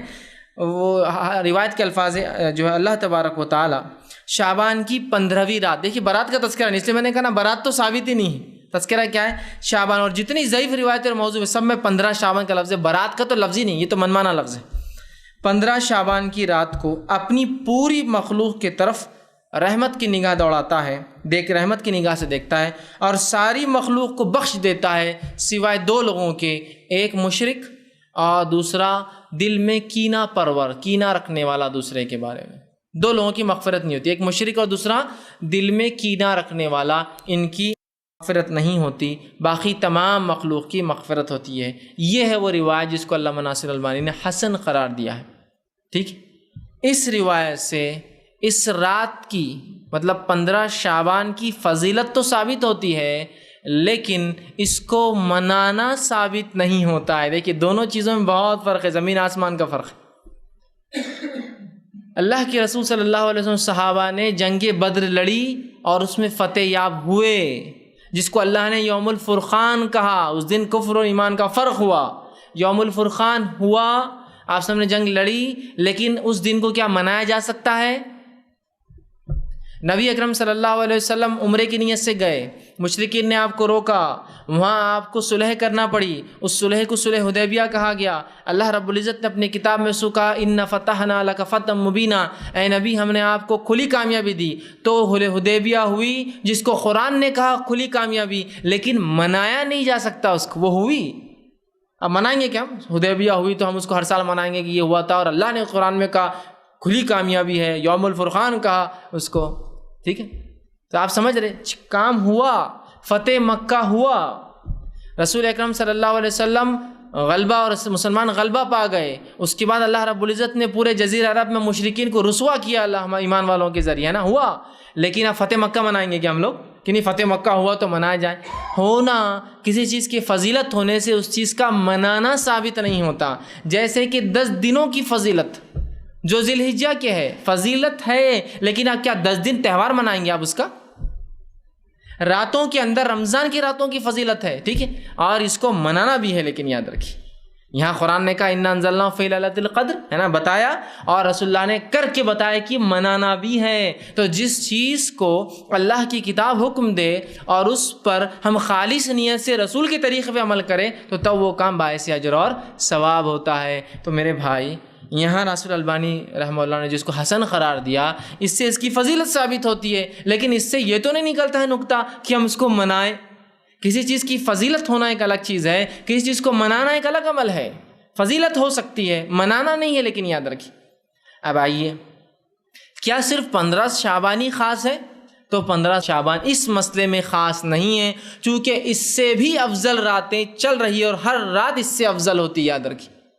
اس کا معنی کیا ہے؟ آئیے میں ایک روایت سناتا ہوں، صحیح بخاری اور صحیح مسلم کی روایت ہے، متفق علیہ۔ آپ فرماتے ہیں ہر رات، ویسے یہ بات ہم صرف رمضان میں سنتے ہیں، لیکن یہ حدیث جو ہے عام ہے، ہر رات اللہ رب العزت آسمانی دنیا پر آتا ہے، پہلے آسمان پر آتا ہے، ٹھیک، ہر رات، اور ایک ندا آواز لگائی جاتی ہے کہ ہے کوئی مغفرت کا طلب کرنے والا، میں دینے بیٹھا ہوں، ہے کوئی توبہ کرنے والا، میں دینے بیٹھا ہوں، ہے کوئی مانگنے والا، میں اس کی محتاجی پوری کرنا بیٹھا ہوں۔ اور اللہ ہر رات یہ کرتا ہے، رات کے آخری تیسرے پہر جس کو تہجد بولتے ہیں نا، سحر کا آخری وقت جو ہوتا ہے وہ تہجد کا آخری وقت ہے، تب اللہ رب العزت آسمانی دنیا پہ آتا ہے ہماری، اور ایک ندا اور آواز لگائی جاتی ہے جب ہم سوتے رہتے ہیں۔ یہ اللہ کے کچھ بندے جاگ کر تب اللہ سے مانگتے بھی ہیں، تو اس وقت مانگنا چاہیے کہ ندا آواز، اللہ آواز لگا رہا ہے، کوئی مغفرت کا طلب کرنے والا، ہے کوئی توبہ کرنے والا، ہے کوئی معافی مانگنے والا، ہے کوئی جو حاجت چاہتا ہے مجھ سے پوری کروا اور میں کرنے کو بیٹھا ہوں۔ تو یہ تو ہر رات ہوتا ہے، تو 15 شعبان کیا خاص ہے پھر؟ ہر رات یہ ہوتا ہے، ہر رات ہو رہی ہے یہ چیز، ہر رات اللہ رب العزت توبہ اور مغفرت کرنے والوں کو 15 شعبان سے زیادہ فضیلت دے رہا ہے۔ اس رات تو سب کو اللہ معاف کر رہا ہے، لیکن یہاں تو ہر شخص اپنے لیے معافی مانگ سکتا ہے، ہر شخص ہر رات مانگ سکتا ہے۔ کوئی رمضان بھی خاص نہیں ہے اور کوئی اس کے لیے شعبان بھی خاص نہیں، نہ 15 شعبان خاص ہے۔ تو پھر اتنی فضیلت بیان کر کے کہ جس کی کوئی انتہا نہیں، اتنی فضیلت کہ ایک صاحب تو اس حد تک پہنچ گئے کہ کہا شب قدر سے زیادہ اس کی فضیلت ہے، اس لیے کہ شب قدر کو تو تلاش کرنا پڑتا ہے، یہ تو پہلے سے معلوم ہے کب ہے، تو لہٰذا اس میں تو زیادہ ہو جانا، ایگزیکٹلی معلوم آپ کو 15 کب ہے، وہاں تو 21 23 25 ڈھونڈو، 27 29، یہاں تو پتہ ہے۔ یاد رکھیے ہم نے ان ڈپلیکیٹ راتوں کو منا کر حقیقی رات ہم بھول گئے۔ بہت سے لوگ بولتے تھے وہ کتنی بد زبانی کر رہے ہیں، شب برات کو ڈپلیکیٹ کر رہے ہیں۔ یاد رکھیے میرے بھائی، اگر کوئی حقیقی چیز کو مٹانے کی کوشش کرے دوسری کوئی چیز سے، اور اگر میں اس دوسری چیز کو برا کہوں تو آپ کو برا نہیں لگنا چاہیے، اس لیے کہ جب آپ وہ دوسری چیز کرتے ہیں اس سے ایک حقیقی چیز مٹتی ہے اور مسخ ہوتی ہے۔ تو شب قدر کے بارے میں افسوس نہیں ہوتا آپ کو کبھی کہ آپ اس کو کھو بیٹھ رہے ہیں ان راتوں کی وجہ سے دوسری؟ تو احادیث کے اندر اس رات کی جو فضیلت آتی ہے اور جو ایک ہی روایت حسن درجے کی ہے اس میں بھی صرف فضیلت ثابت ہے، حالانکہ اس کو بہت سے علماء نے ضعیف قرار دیا ہے، لیکن پھر بھی اگر ناصر الالبانی کے اصول کے مطابق مان بھی لیا جائے تو یہ رات کی فضیلت وہی ہے جو ہر رات کی ہے، اس میں کوئی بہت خصوصیت نہیں، ٹھیک ہے؟ تو اتنی ہی بس بات ملتی ہے، ٹھیک۔ اب دوسری چیز، نہیں دوسری ایک روایت اور ہے نا، آپ نے تو خالی ایک ہی بیان کی، وہ قبرستان والی روایت تو پوری باقی ہے ابھی، جو امام ترمذی نے اپنی کتاب میں روایت کی اور روایت کرنے کے بعد خود ہی لکھ دیا کہ ضعیف۔ بہت سی بار لوگ سوال کرتے ہیں ایسا محدث لکھتے کیوں، بیوقوف تھے کیا وہ؟ نہیں، امام ابو داؤد لکھتے کیوں تھے ایسی حدیث جو ضعیف ہے نا؟ فلاں باب کے اندر آپ نے یہ لکھا اور وہ بھی لکھا، پھر خود ہی لکھتے یہ صحیح اور ضعیف ہے، تو کیوں لکھتے تھے وہ لکھنے والے؟ تو میرے بھائی وہ بہت زیادہ ہوشیار اور دانا تھے، اور وہ جانتے تھے کہ امت کو دونوں پہلو رکھنا سامنے ضروری ہے۔ یعنی ایسے بہت سارے تابعین کے تعلق سے آتا تھا کہ ایک تابعین کا ایک واقعہ کہ انہوں نے اپنے بچے کو احادیث سکھائی، چھوٹا تھا تو، اور بہت ساری روایتیں اس کو سکھائی۔ جب وہ کافی ساری حدیثیں سیکھ چکا تو اس کے بعد کیا کہا معلوم؟ کہا میرے بیٹے یہ تمام ضعیف اور موضوع روایتیں تھی جو میں نے سکھا دی، اب اس کے علاوہ جو باتیں سمجھ جانا وہ صحیح ہوں گی۔ میں نے تم کو رانگ کیا ہے بتا دیا، اب رائٹ کیا ہے تم سمجھ جانا، یہ رانگ ہے تمہارے پاس جو ہے، کہ تو رائٹ صحیح حدیث تو بہت ہے، اب میں نے تم کو جو چلان میں غلط ہے بتا دیا، اب یہ نہیں ہے تو سمجھ جانا تمہارے پاس جو بات آئے اس کو لے لینا خاموشی سے۔ انہوں نے ان کو اصول کرائٹیریا دے دیا تھا اپنے بچے، سمجھ رہے؟ تو بہت سی بار وہ دونوں باتیں سکھاتے، کیوں سکھاتے؟ تاکہ بات واضح ہو جائے۔ بہت سے لوگ لکھتے ہیں امام بخاری نے اپنی بخاری میں اس کو لکھا، میں کہتا ہوں ہاں لکھا ہے نا بہت سی چیزوں کو، لیکن وہ کیوں لکھا وہ نہیں دیکھیں گے، کبھی کسی حکم کو بتانے کے لیے لکھا صحیح ہے بول کے، اور کبھی نکیر کے لیے اس کے رد کے لیے لکھا کہ یہ غلط ہے، لیکن بولنے والا کیا کرتا ہے، وہ رد نہیں لکھتا، خالی لکھتا کہ امام بخاری روایت کرتے ہیں، کیا روایت کرتے ہیں کہ یہ غلط ہے یہ مسئلہ، وہ نہیں لکھتا ہے۔ تو امام ترمذی نے کیوں روایت کیا؟ اس لیے کیا کہ امت سمجھ جائے، اور خود ہی حکم لگا دیا کہ یہ ضعیف ہے، کیوں؟ تاکہ تم سمجھ جاؤ کہ یہ روایت درست نہیں ہے، لیکن چلن میں ہے، تمہارے سامنے آ سکتی ہے بات تو لکھ دینا بہتر ہے۔ تو یہ ضعیف ہے، لیکن روایت کیا ہے وہ روایت آئی ہے، اور اس کے برعکس صحیح روایت ہے کیا وہ بھی رکھوں گا۔ واقعہ سن لیجئے، واقعہ یہ کہ ماں عائشہ رضی اللہ عنہا فرماتی ہیں، مطلب اس روایت کے اعتبار جو ضعیف ہے ترمذی کی، اس روایت میں الفاظ سنیے۔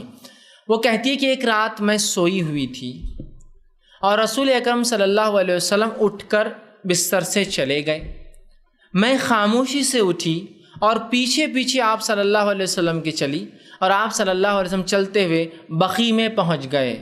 بقیع جو جنت البقیع جسے ہم کہتے ہیں، جو قبرستان ہے، بقیع میں پہنچ گئے، اور بقیع میں پہنچ کر آپ نے ہاتھ اٹھا کر دعا کی۔ جب رسول اللہ صلی اللہ علیہ وسلم واپس آئے تو میں بھاگنے لگی تاکہ کہیں رسول اللہ مجھے دیکھ نہ لے، میں دوڑتی ہوئی پہلے پہنچی اور آ کر بستر پر لیٹ گئی۔ جب رسول اللہ گھر میں داخل ہوئے تو آپ نے دیکھا میری سانس پھول رہی تھی، آدمی سو رہا ہے لیکن سانس اسپیشل پھول رہی ہے، مطلب وہ پیچھے تھا۔ تو رسول اللہ نے مجھ سے کہا، اے عائشہ کیا تم مجھ پر شک کرتی ہو کہ اللہ کے رسول ناانصافی کریں گے تمہارے ساتھ؟ تو ماں عائشہ نے کہا کہ اللہ کے رسول مجھے شک ہوا تھا کہیں آپ مجھے چھوڑ کر، چونکہ باری تو میری تھی، کہیں آپ مجھے چھوڑ کر جا کر جو ہے دوسری بیوی کے پاس تو نہیں چلے گئے، مجھے شک ہوا اس چیز کا، کہیں آپ دوسری اہلیہ دوسری بیوی کے پاس تو نہیں چلے گئے آپ، ٹھیک۔ اب آئیے، یہ روایت ضعیف تھی، یاد رکھیے حدیث ضعیف تھی۔ اس حدیث میں جو باتیں پتہ چلتی ہیں وہ یہ ہیں، سب سے پہلے کہ رسول اکرم صلی اللہ علیہ وسلم خاموشی سے بقیع گئے تھے، آپ نے اپنے اہلیہ کو جو اپنے بازو سو رہی تھی اس کو اٹھانا بھی پسند نہیں کیا۔ مائی عائشہ پیچھے دھیرے دھیرے جا کر اس مسئلے کو دیکھتی ہے کیا ہو رہا ہے، واپس آ کر لیٹ جاتی ہے۔ اگر نعوذ باللہ مائی عائشہ پیچھے نہیں جاتی، وہ چیز نہیں دیکھتی، تو رسول اللہ صلی اللہ علیہ وسلم نے یہ رات ہم سے چھپا لی تھی۔ وہ تو کوئنسیڈنس سے اڑ گئی تھی تو پتہ چلی، اور کہتے یہ وہ رات تھی جس رات کو شب برات کہتے ہیں، یہ 15 شعبان تھی۔ اور پھر جب رسول اللہ نے کہا عائشہ مجھ پہ شک کرتی ہو، تو کہا مجھے شک ہوا تھا کہ آپ دوسری بیوی کے پاس چلے گئے ہوں گے۔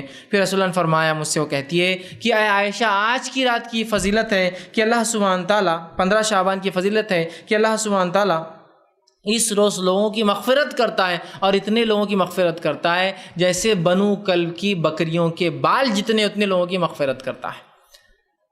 تو یہاں میں عائشہ کا اپنے شوہر پر، رسول اللہ پر شک کرنا، اگر وہ نہ جاتی تو اس رات کا ہم سے چھپ جانا، کیا آپ امید کرتے ایک رسول سے کہ وہ اتنی افضل رات کو خاموشی سے منائیں؟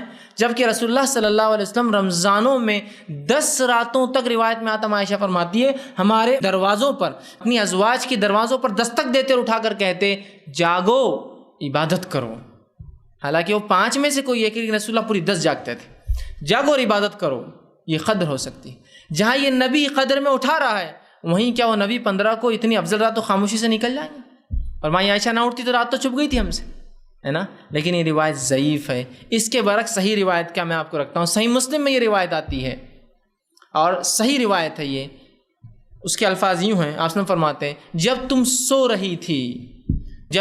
رہی تھی، مطلب مائی عائشہ رسول اللہ کی آنے کے بعد جاگی اور جاگ کر پوچھا اللہ کے رسول آپ کہاں گئے تھے؟ تو رسول اللہ وہ واقعہ فرما رہے کیا ہوا، تو فرماتے ہیں کہ جب تم سو رہی تھی تو میرے پاس جبرائیل آئے، آہستہ سے مجھ سے بڑے دھیرے سے کہا، اور میں نے بھی جبرائیل کو آہستہ اور دھیرے سے واپس جواب دیا۔ وہ اندر آنا چاہتے تھے گھر میں، لیکن اس لیے نہ آ سکے، اس لیے کہ عائشہ تم کم کپڑوں میں تھی، کیونکہ تم سو رہی تھی، اپنے حال میں تھی، اور جبرائیل ایسی حالت میں میرے گھر میں داخل نہیں ہو سکتے تھے جبکہ تم کم کپڑوں میں سو رہی تھی، اور میں نے تمہیں اس لیے نہیں اٹھایا، میں بقیع گیا تھا اور وہاں میں نے دعا کی، اور اللہ رب العزت نے مجھے حکم دیا کہ جاؤ بقیع والوں کے لیے مغفرت کی دعا کرو، اور میں وہاں خاموشی سے گیا اور دعا کی۔ میں نے تمہیں اس لیے نہیں اٹھایا کہ میں خوف رکھ رہا تھا کہ کہیں تمہاری نیند میں خلل نہ پڑے، اور میں نے اس لیے بول کر نہیں گیا کہ کہیں ایسا نہ ہو کہ میں تمہیں اٹھا دوں نیند سے اور پھر تم اکیلے پن کی وحشت سے سو نہ سکو،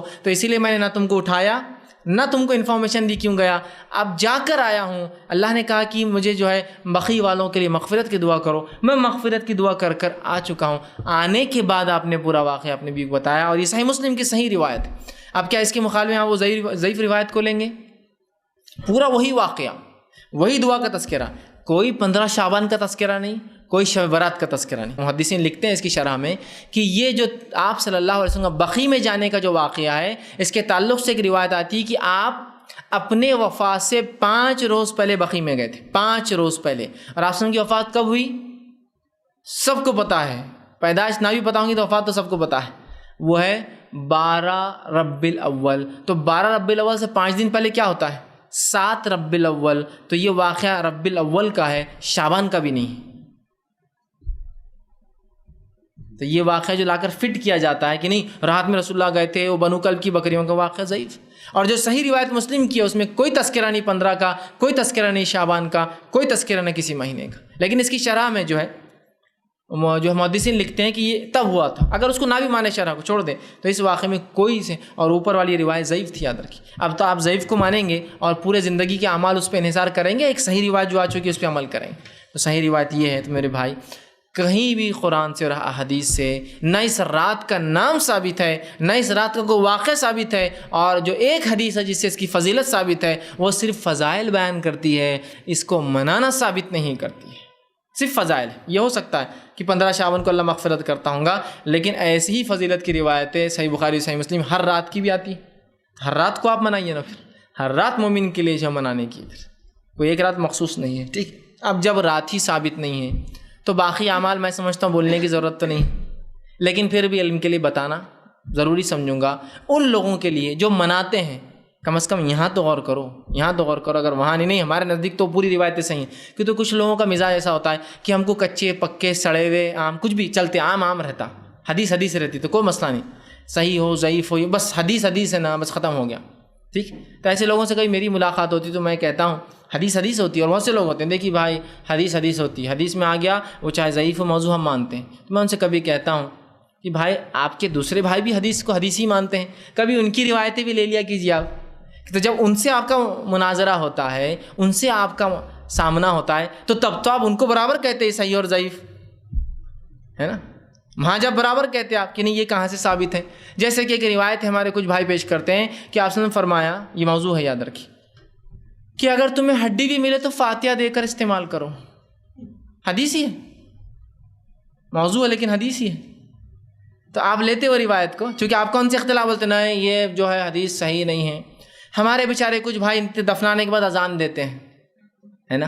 تو ہمارے دوسرے بھائی جو ہماری بات بھی نہیں مانتے ان سے کہتے ہیں یہ بات کہاں سے ثابت ہے. تو ہم بھی سوال کر رہے ہیں آپ سے، آپ کہاں سے ثابت ہے؟ کہ تو جب ان سے آپ ملتے ہیں تو برابر کہتے ہیں صحیح اور ضعیف کا مسئلہ ہے، جب ہم سے ملتے تو سب چھوڑ دیتے ہیں، نہیں کوئی صحیح ضعیف نہیں رہتا، حدیث رہتی، عام رہتے، کچے پکے سڑے ہوئے کھٹے ہوئے کچھ نہیں رہتا، کوالٹی اور کچھ نہیں رہتی اس کی، سب عام رہتے. ایسا نہیں ہوتا میرے بھائی، سمجھنے کی ضرورت ہے ہمیں. اب راتی ثابت نہیں ہے تو دیگر اعمال. ٹھیک. اب جو کچھ فضائل ان ضعیف روایتوں میں بھی ثابت ہے وہ کیا ہے فضائل؟ وہ ضعیف روایتوں کے الفاظ کیا ہے؟ 15 شعبان کی رات اللہ سب کی مغفرت کرتا ہے. 15 شعبان کی رات اللہ آسمانی دنیا پہ آتا ہے. اعلان ہوتا ہے، جو حضرت علی کی ایک روایت ہے، جو یہ بھی موضوع ہے، یاد رکھیے روایت، لیکن الفاظ سنیے اس کے، کہ 15 شعبان کی رات اللہ پہلے آسمان پہ آتا ہے، آسمانی دنیا پہ آتا ہے. ایک ندا لگائی جاتی ہے، کوئی مغفرت کا طلب کرنے والا میں دینے بیٹھا ہوں، کوئی معافی مانگنے والا میں دینے بیٹھا ہوں، کوئی توبہ کرنے والا میں دینے بیٹھا ہوں، کوئی رزق طلب کرتا ہے میں دینے بیٹھا ہوں. آج تم جو مانگو گے میں تمہیں آج دوں گا. یہ ثابت ہے، اتنا ہی ثابت ہے. اور تمام موضوع ضعیف میں یہی ثابت ہے. ٹھیک ہے. اور اس حسن روایت میں بھی یہی ثابت ہے. ٹھیک. کہیں بھی اس کے علاوہ نماز کا تذکرہ، ذکر و اذکار کا تذکرہ، جاگنے کا تذکرہ کہیں بھی نہیں ملیں گا آپ کو، کہیں بھی نہیں ملیں گا. چلیے اگر آپ بول رہے بھائی ہمارے نزدیک وہ ضعیف روایتیں بھی صحیح ہیں، موضوع بھی صحیح ہیں، تو میں آپ سے سوال کر رہا ہوں ان روایتوں میں آپ کی یہ جو اعمال آپ کر رہے ہیں مغرب کے بعد سے لے کر، ان اعمال کا تذکرہ کہاں ہے؟ بتا دیجیے. چلیے ضعیف ہی صحیح، موضوع ہی صحیح، بحث کے لیے اگر صحیح مان بھی لیا جائے تو آپ اس اعمال کا تذکرہ مجھے دیجیے نا، جو اعمال آپ کر رہے ہیں اس رات میں فضیلت بیان کر کے. کوئی اعمال ثابت نہیں ہے. بہت سے لوگ قیام اللیل کرتے ہیں، راتوں کی نماز ثابت نہیں ہے ادھر کی.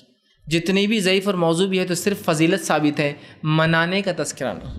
اسی طرح 2 گانے کی نماز، مغرب کی نماز پڑھی جاتی ہے، اس کے بعد یاسین 3 بار جو ہے امام صاحب پڑھتے ہیں، اس کے بعد امام صاحب اللہ اکبر کہہ کے تکبیر دیتے ہیں، سب لوگ ان کے ساتھ تکبیر باندھتے ہیں. 2 رکعت نماز مطلب امام صرف بول کے چھوڑ دیتے ہیں، باقی نماز سب خود پڑھتے ہیں اپنی. پھر ٹھیک ہے. ہر نماز کی رکعت میں 11 بار سورہ اخلاص پڑھا جاتا ہے. اور ایسی 6 رکعت ہوتی ہے، ایک عمر دراز کے لیے، رزق میں برکت کے لیے، اور ایک مصائب اور پتہ نہیں کیا 3 نام دیتے ہیں اس کو 2 گانے کہتے ہیں. مطلب 2 پارٹس میں جو نمازیں پڑھتی، 2 مطلب 2 گانے مطلب فارسی زبان میں پڑھنا یا بولنا. 2 گانے کی نماز، عربی نام بھی نہیں ملا کسی کو اس نماز کے لیے. 2 گانے. ٹھیک.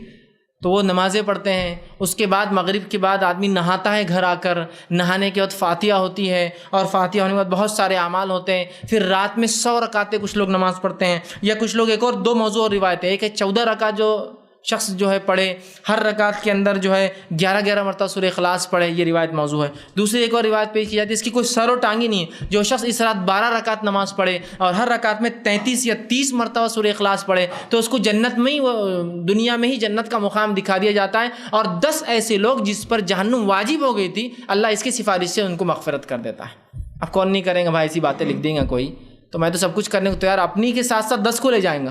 ایسے جن پر جہنم واجب ہو گئی اور دنیا میں جنت ٹھکانہ دکھا دی جائیں گے. اب اس سے بڑی چیز کیا ہو سکتی ہے؟ دنیا میں جنت، اس کو اپنا مقام دکھا دیا جائے گا. جنت ایسی چیز ہے جس کو کسی آنکھ نے کبھی دیکھا نہیں، کوئی ذہن سوچ نہیں سکتا، لیکن ان کو دکھا دیا جائے گا ان کا مقام. شاید موت سے پہلے فرشتے بتا دیں گے تمہارا مقام ہے، مطلب کیا ہے اس کا معنی نہیں، لیکن جنت میں مقام دکھایا. اسی طرح نماز الفیہ، ایک نماز ہوتی ہے رات میں لوگ پڑھتے ہیں، 100 رکعتیں یا اس سے زیادہ 1000 رکعتیں ہوتی ہیں، اور اس میں بڑا اہتمام کے ساتھ ہوتا ہے، اور مختلف علاقوں میں مختلف نمازیں. پھر نئے کپڑے بنانے کا اہتمام ہوتا ہے. ٹھیک ہے. اور فاتحہ ہوتی ہے، اور مغرب کے بعد نہایا جاتا ہے. اور ایک نیا عقیدہ اس کے ساتھ گڑھ دیا گیا ہے، ایک نیا عقیدہ جس کے تحت یہ نہانا اور وہ فاتحہ اور مختلف کھانے ہوتے ہیں، کھانے بھول چکا ہوں میں، بہرحال یہ سب سے اہم پارٹ رہتا ہے. کسی بدعت کے اندر میٹھے کے بغیر وہ بدعت کمپلیٹ ہو ہی نہیں سکتی، چیلنج ہے میرا، ٹھیک ہے. تو پھر اس کے اندر کھیر پوری کی فاتحہ، مختلف علاقوں میں زردے کی فاتحہ. زردہ مطلب آپ کا جو میٹھے چاول لال کلر کا ہوتا ہے نا، زرد کلر اسے زردہ بولتے ہیں. لال چاول، لال روا، لال کچھ تو بھی فلاں ہوتا ہے، ٹھیک ہے. تو فاتحہ ہوتی ہے اور میٹھے اور بنتے ہیں. بہرحال ان کے پیچھے ایک عقیدہ ہے. اس سے پہلے کہ عقیدے کی طرف جاؤ، ایک اور بات رکھ دیتا ہوں. عبادت میں اور کیا کرتے ہیں لوگ، ایک اور چیز ہوتی ہے کہ ایک روایت پیش کی جاتی ہے.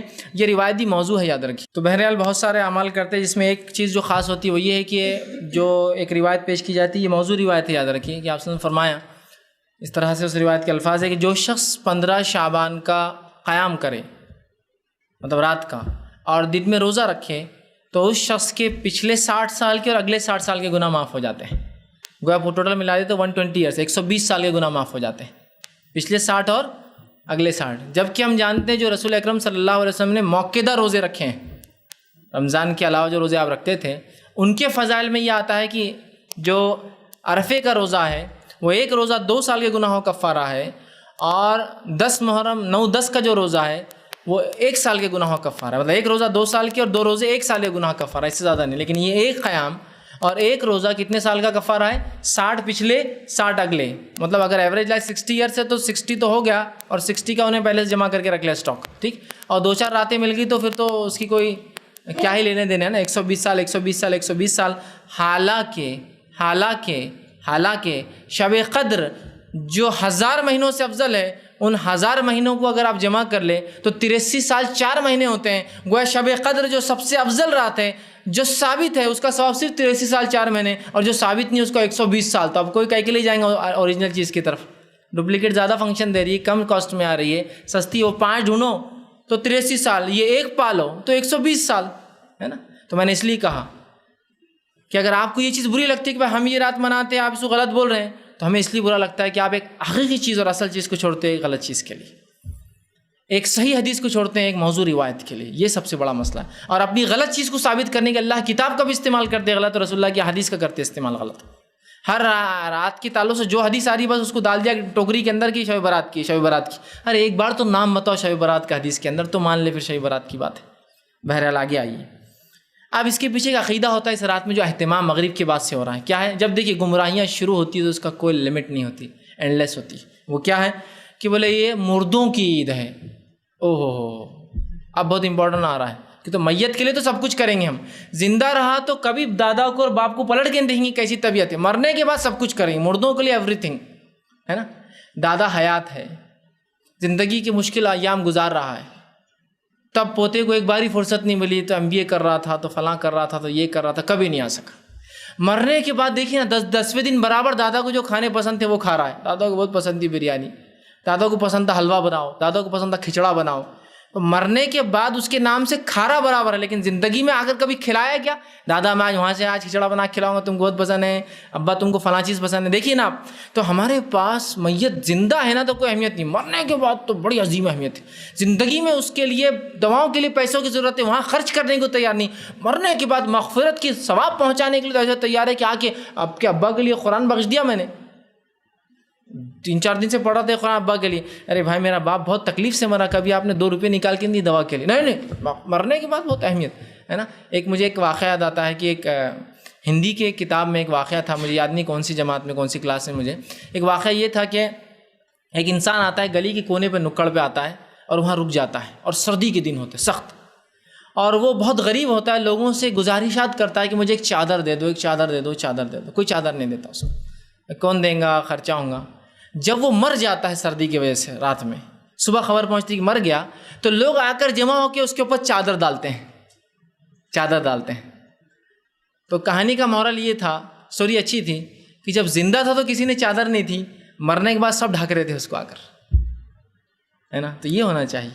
تو میت مردوں کا بڑا مسئلہ ہے کہ ان کو ثواب پہنچانا ہے نا. تو مردوں کی بولے آج عید ہوتی ہے. آج کی رات پہلے آسمان پہ جو بھی آسمان پہ ایک جھاڑ ہوتا ہے، عقیدے غلط دیکھ کیسے، اس جھاڑ پر پتے لگے ہوتے، پتوں پہ نام ہوتے ہیں. تو اس رات جھاڑ ہلایا جاتا ہے، پتے جھڑ جاتے ہیں. جن کے پتے گر جاتے ہیں ان کے پتے کٹ ہو جاتے ہیں دنیا سے، مطلب یہ سال جانے والے ہیں. جن کے پتے لگے ہیں ان کے پتے باقی رہنے والے، وہ اگلے سال تک جینے والے ہیں. عقائد بدے کی. اب پھر جو مر چکے مطلب جن کے پتے کٹ چکے ہیں پچھلی بار, وہ لوگوں کو ٹائم دیا جاتا ہے مہلتیں, اور وہ گھروں میں آتے ہیں, لہٰذا لوگ نہاتے ہیں مغرب کے, چونکہ رات مغرب سے دن چالو ہوتا ہے نا اسلامی طرف 15 چالو ہو جاتے ہیں, نہاتے ہیں تاکہ مردے آئے تو آپ فریش ملے. بہت سی بیوہ عورتیں تیار ہو کر بیٹھتی تاکہ ان کا شوہر آ کر ان کو دیکھیں گا. بہت سے جو ہے بچے اپنے باپ کے انتظار میں ہوتے ہیں اور فلاں ہوتے ہیں. اور عقیدوں کی پھر کوئی انتہا نہیں. ایک صاحب کو میں نے ایک بار سمجھا ایسا نہیں ہوتا میرے بھائی, نہیں ہوتا. تو نہیں بولے ہوتا. پھر کچھ دیر بعد ان کو بات سمجھ میں آ گئی. لیکن بدعقید کی عقیدہ بہت اہم ہے سدھرنا. اب بدعقید کی اتنی تھی کہ ایک دن آئے بولے صاحب تم لوگ غلط ہے. بولا کیوں؟ بولے میرا عقیدہ بالکل سچ تھا. بولے کیا ہوا؟ تو 15 کو ابا آئے تھے. بولے ابا آئے تھے 15 کو, تو پھر تو نے جانے کیوں دیا واپس ان کو؟ آئے تو رکھ لیتا ان کو. نہیں بولے وہ ویسا نہیں رہتا. بولے اب جب چونکہ وہ مر چکے ہیں بولے تو ایک الگ انداز سے آئے تھے. بولے کیسے آئے تھے؟ تو بولے میں نے جب تم نے بولے تھے یہ بات غلط ہے تو میں جب تو سمجھ گیا تھا, لیکن میں نے بار بار میرے ذہن میں آتی رہی, ابا ہر سال آتے ابھی بھی آئیں گے. تو میں نے ایک عالم صاحب سے پوچھا, انہوں نے کہا ابا آئیں گے تمہارے, ضرور آئیں گے, بلی کی شکل میں, کتے کی شکل میں, پرندوں کی شکل میں, کیڑے مکوڑوں کی شکل میں. تو آج کی رات کسی کو نہیں مارا جائے گا. پھر کیا ہوا؟ تو برابر جیسا عالم صاحب نے بولے تھے. بولے مغرب کے بعد ایک تتلی آئی. بولے ابا آئے.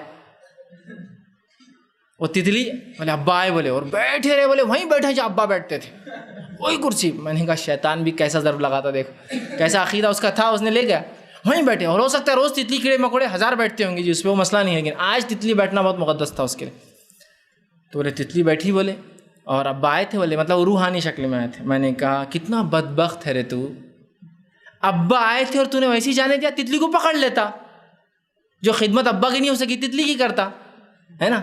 تتلی, اور ظاہر سی بات ہے اس کو پتا تھا اس کے ابا ایشور تھا وہ.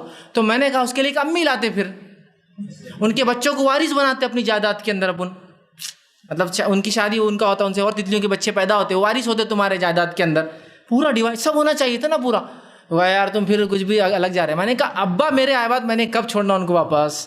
مطلب سمپل ہے, کسی کا باپ کو اگر مہلت دے دی جائے بھائی جنت جہنم جاوی جو بھی اس کے ساتھ ہو رہا ہے, جس طرح کی اس نے عمل کیا تھا, اگر اسے موقع دیا جائے تو کیوں واپس کوئی جانے دیں گا اسے ابا کو؟ ہاں تو وہ تھوڑا پریشان ہو گیا. کہا تم لوگ میں نا مذاق نہیں, ایک دم سیریس بات ہے, ایک دم سنجیدگی والی بات ہے. سوچو نا تم ابا اور تم نے چھوڑ دیا ان کو, کتنی افسوس کی بات ہے. میرے ایسا بیٹا تو جان دے دیتا اپنی اس تتلی کو پکڑنے کے لیے, اس لیے کہ میرے ابا تھے وہ. تو کہا نہیں وہ ایسا شور نہیں تھے. بولے دوسرے بھی ہو سکتے. بولے بلی بھی آئی تھی بعد میں. بولے تو میں کنفیوز تھا. بولے ابا کون سے؟ میں نے کہا یہی چلتے رہیں گا پوری زندگی تمہارا. تو روحیں آتی ہیں, ان کو موقع دیا جاتا ہے. یہ اسلامی عقیدے کے خلاف مشرکانہ عقیدہ ہے. اس لیے کہ قرآن نے اعلان کر دیا سورہ مومنون سورہ نمبر 23 آیت نمبر 100, وَمِن وَرَائِهِم بَرْزَخٌ إِلَىٰ يَوْمِ يُبْعَثُونَ, کہ اس دنیا کے اور جو مر چکے ہیں ان کے بیچ میں ایک برزخ آڑ ہے دوبارہ اٹھائے جانے تک. اور رسول اللہ صلی اللہ علیہ وسلم کی حدیث ہے, صحیح بخاری کی روایت ہے, روز قیامت سب سے پہلے میں اٹھوں گا. سب سے پہلے روز قیامت. کوئی واپس نہیں آتا میرے بھائی, کوئی واپس نہیں آتا. مرنے کے بعد روحوں کا آواگمن کا عقیدہ رکھنا یہ غیر اسلامی مشرکانہ بدترین درجے کا مشرکانہ عقیدہ ہے. اب لہٰذا لوگ آ رہے ہیں تو لوگ مکانوں کو سجا رہے ہیں, دکانوں کو سجا رہے ہیں, قبرستانوں کو سجا رہے ہیں. قبرستان دیکھیے کتنے سجتے ہیں. اور ایک بات تھوڑی سی غور کر لیجئے, یہ ایک ہی تہوار ہے جو شیعہ اور سنی مشترکہ مناتے ہیں. کامن تہوار ہے, مشترکہ, دونوں مناتے ہیں اس کو. ایسا دوسرا کوئی تہوار نہیں جو شیعہ اور سنی ساتھ منا رہے ہیں اس تہوار کو چھوڑ کر. ایک بارات کہ تو بارات کا اصل عقیدہ انہی کے پاس ہے. یاد رکھیے, نفرت کا اظہار کرنا کچھ لوگوں کے خلاف, اور وہ سنی ہے. سمجھ رہے ہیں بات؟ بہرحال خیر چھوڑ دیجیے, لمبا فلسفہ ہے وہ کہاں سے آیا اور کیوں آیا. لیکن اب جو ہوتا ہے اس کے رد میں, تو کوئی مردوں کی عید نہیں ہوتی ہے میرے بھائی. کوئی مردوں کو ریلیز اور چھوٹ نہیں دی جاتی ہے. جو جس حال میں روز قیامت تھی اس کا معاملہ بہرحال اٹھنے والا ہے, تو کوئی واپس نہیں آتی. اسی طرح مردوں کی عید ہے تو مردے مغرب کے بعد آتے ہیں, اور فجر پہ ختم ہو رہا نا معاملہ, رات ختم ہو رہی تو رات میں ان کا ختم ہوتا ہے. تو مردے جب واپس چلے جاتے ہیں تو لوگ فجر کے بعد قبرستان جاتے ہیں.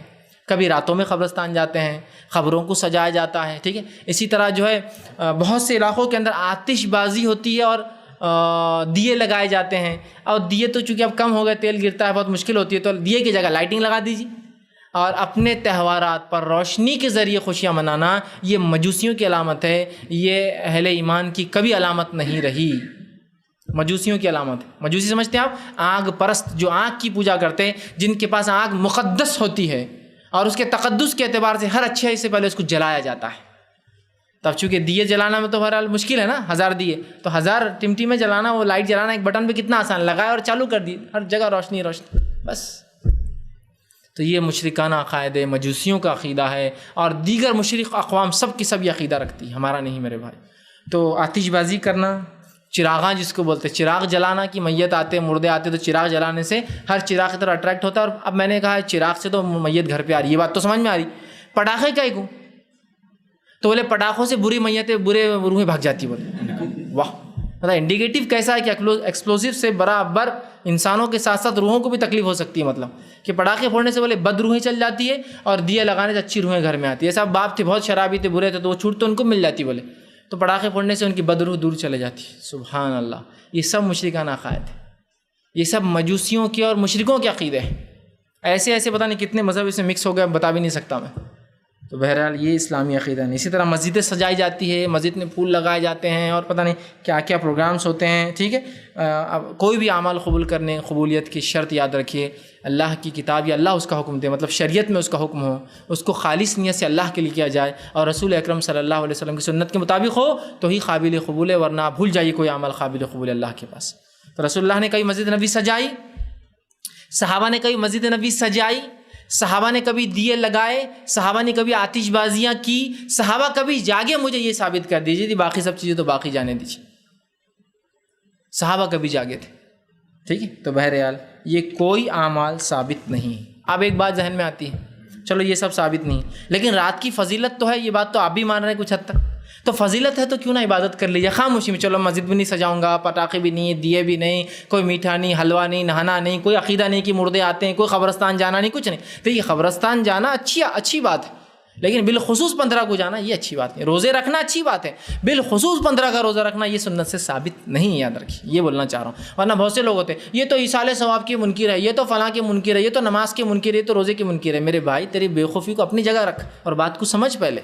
میں اس ایصال ثواب کا منکر نہیں ہوں، روزے اور نماز کا منکر نہیں ہوں، جس طریقے پہ ہم کر رہے ہیں اس پہ ہم منکر ہیں، اس کے ہم منکر ہیں کہ وہ سنت سے ثابت نہیں۔ اور ہر چیز کے قابل قبول ہونے کے لیے شریعت میں حکم خالص نیت اور رسول اللہ کا طریقہ ہونا چاہیے۔ تو رسول اللہ نے منایا کیا؟ کوئی چراغا کیا کیا؟ کوئی پٹاخے پھوڑے کیا؟ کوئی مسجد سجائی کیا؟ کوئی مخصوص عبادتیں کی کیا؟ کوئی قیام اللیل کیا کہ نہیں؟ تو بھی تیرا کرنا یہ بدعت میں شامل ہے۔ تو بھائی اب عبادت کر لیے تو کیا، خاموشی میں عبادت کروں گا، اکیلے میں عبادت کروں گا۔ اگر آپ روز عبادت کرتے ہیں راتوں میں تو اس رات بھی کیجیے، بالکل درست ہے۔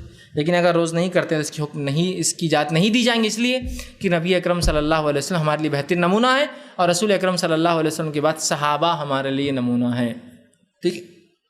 تو کیا رسول اکرم صلی اللہ علیہ وسلم نے ایسا کیا؟ فضیلت اگر وہ ثابت بھی ہوتی ہے تو فضیلت ہے، اعمال کی بات کر رہا ہوں۔ کیا منایا؟ صحابہ نے کبھی منایا؟ خلفائے راشدین 30 برس زندہ رہے رسول اللہ علیہ وسلم کے بعد، کیا منایا؟ آخری صحابی کا انتقال 110 ہجری میں ہوا، 100 سال میں منائی گئی کوئی ایک رات جس کو یہ لکھا گیا ہو روایتوں میں، آثار میں، تاریخ میں کہ یہ 15 شعبان 30 صحابہ جاگ رہے تھے، نمازیں پڑھ رہے تھے، اکیلے میں عبادتوں کا اہتمام کر رہے تھے چونکہ اپنے نبی کو انہوں نے یہ کرتے پایا تھا؟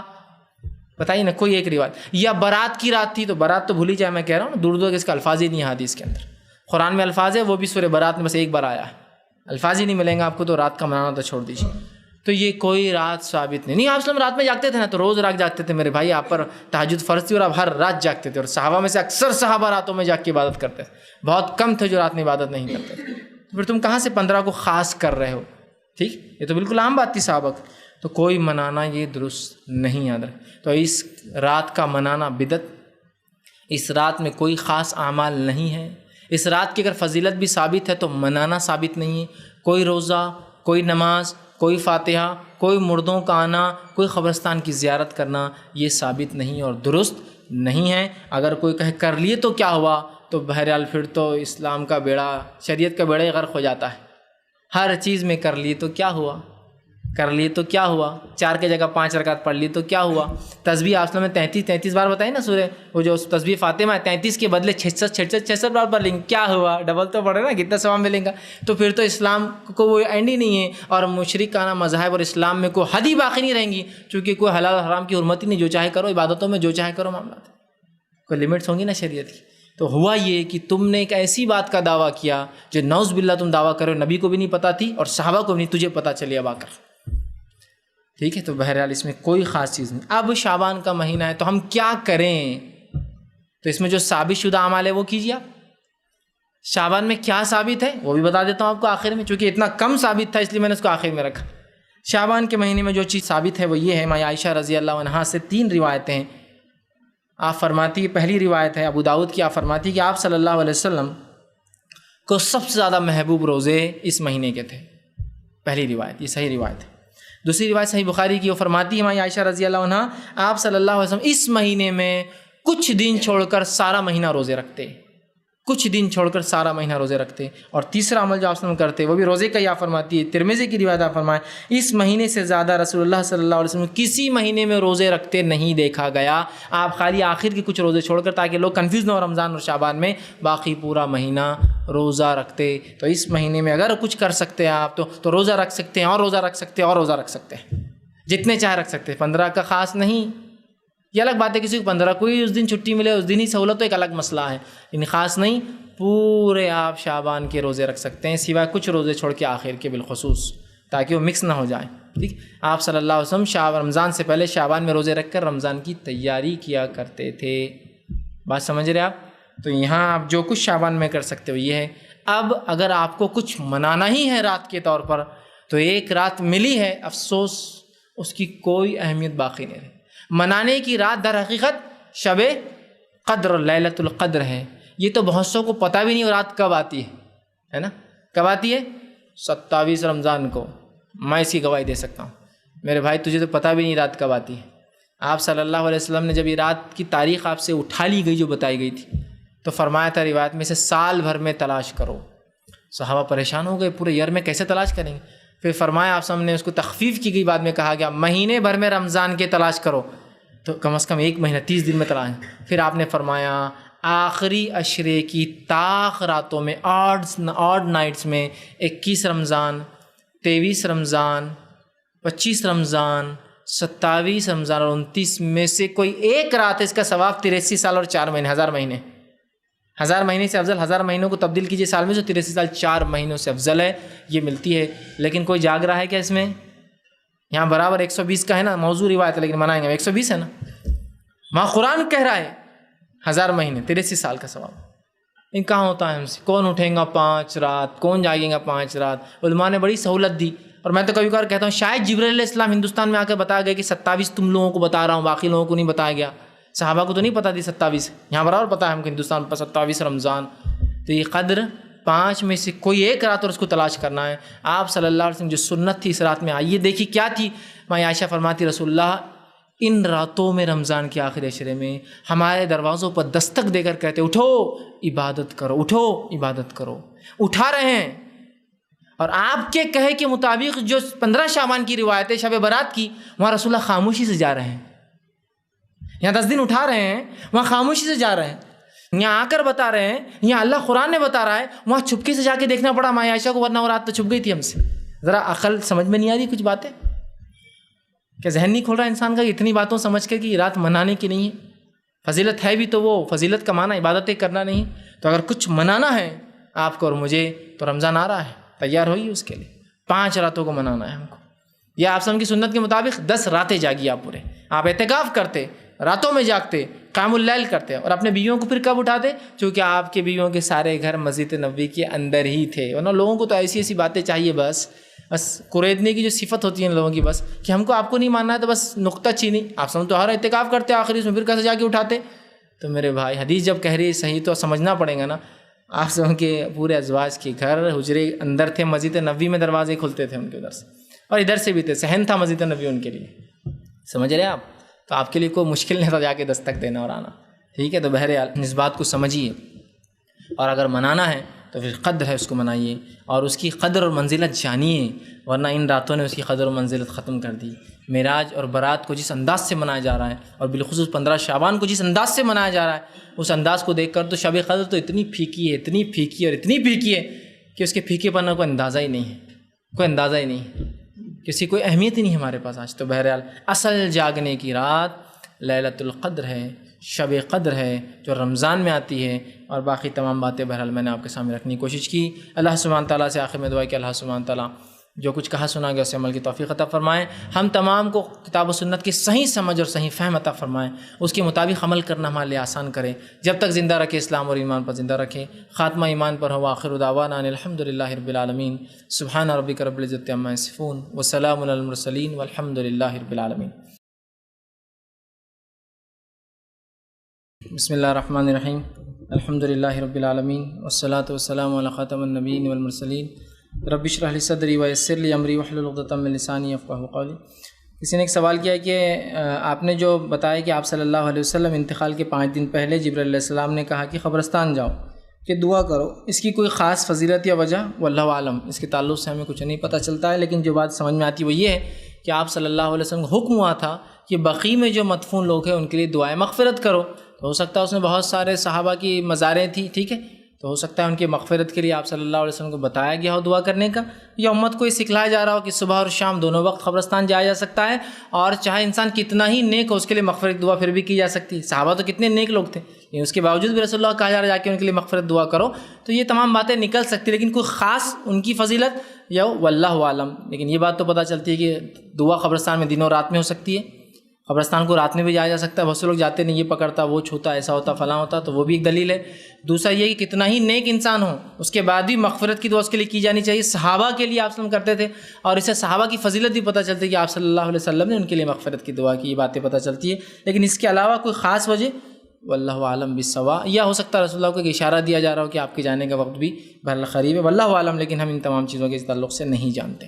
جی میرا سوال یہ ہے کہ جیسے آپ نے بتایا کہ شعبان کے مہینے میں اکثر روزے آپ وسلم رکھا کرتے تھے، لیکن ایک جیسے یہ ہے کہ 15 شعبان کے بعد آپ وسلم نے روزے رکھنے کے لیے منع کیا، تو اس کا تھوڑا سا بھائی نے ایک سوال کیا کہ آپ صلی اللہ علیہ وسلم جو ہے شعبان میں روزے رکھتے تھے، لیکن آپ صلی اللہ علیہ وسلم نے منع کیا کہ 15 شعبان کے بعد روزے نہ رکھے. تو دیکھیے، آپ صلی اللہ علیہ وسلم روزے رکھتے تھے، یہ آپ کی سنت اور عمل ہے. لیکن جس شخص کو ڈر ہو کہ وہ کمزوری آ جائیں گی اس میں روزے رکھنے سے شعبان کے، اسے رمضان میں فرق پڑے گا، تو وہ شعبان کے روزے نہ رکھے. پھر دیکھیے دونوں کے لیے جیسا کہ جو منائیت ہے، بلکہ عمر ابن خطاب رضی اللہ عنہ کا معمول تھا کہ آخر شعبان میں لوگ روزے رکھتے تو کبھی کبھار مارتے تھے ان کو. اس وجہ سے کہیں ایسا نہ ہو کہ شعبان کے روزے رکھ کر انسان تھک جائے، تاوان ہو جائے، اور پھر رمضان کے روزوں میں کمی آنا چالو ہو جائے.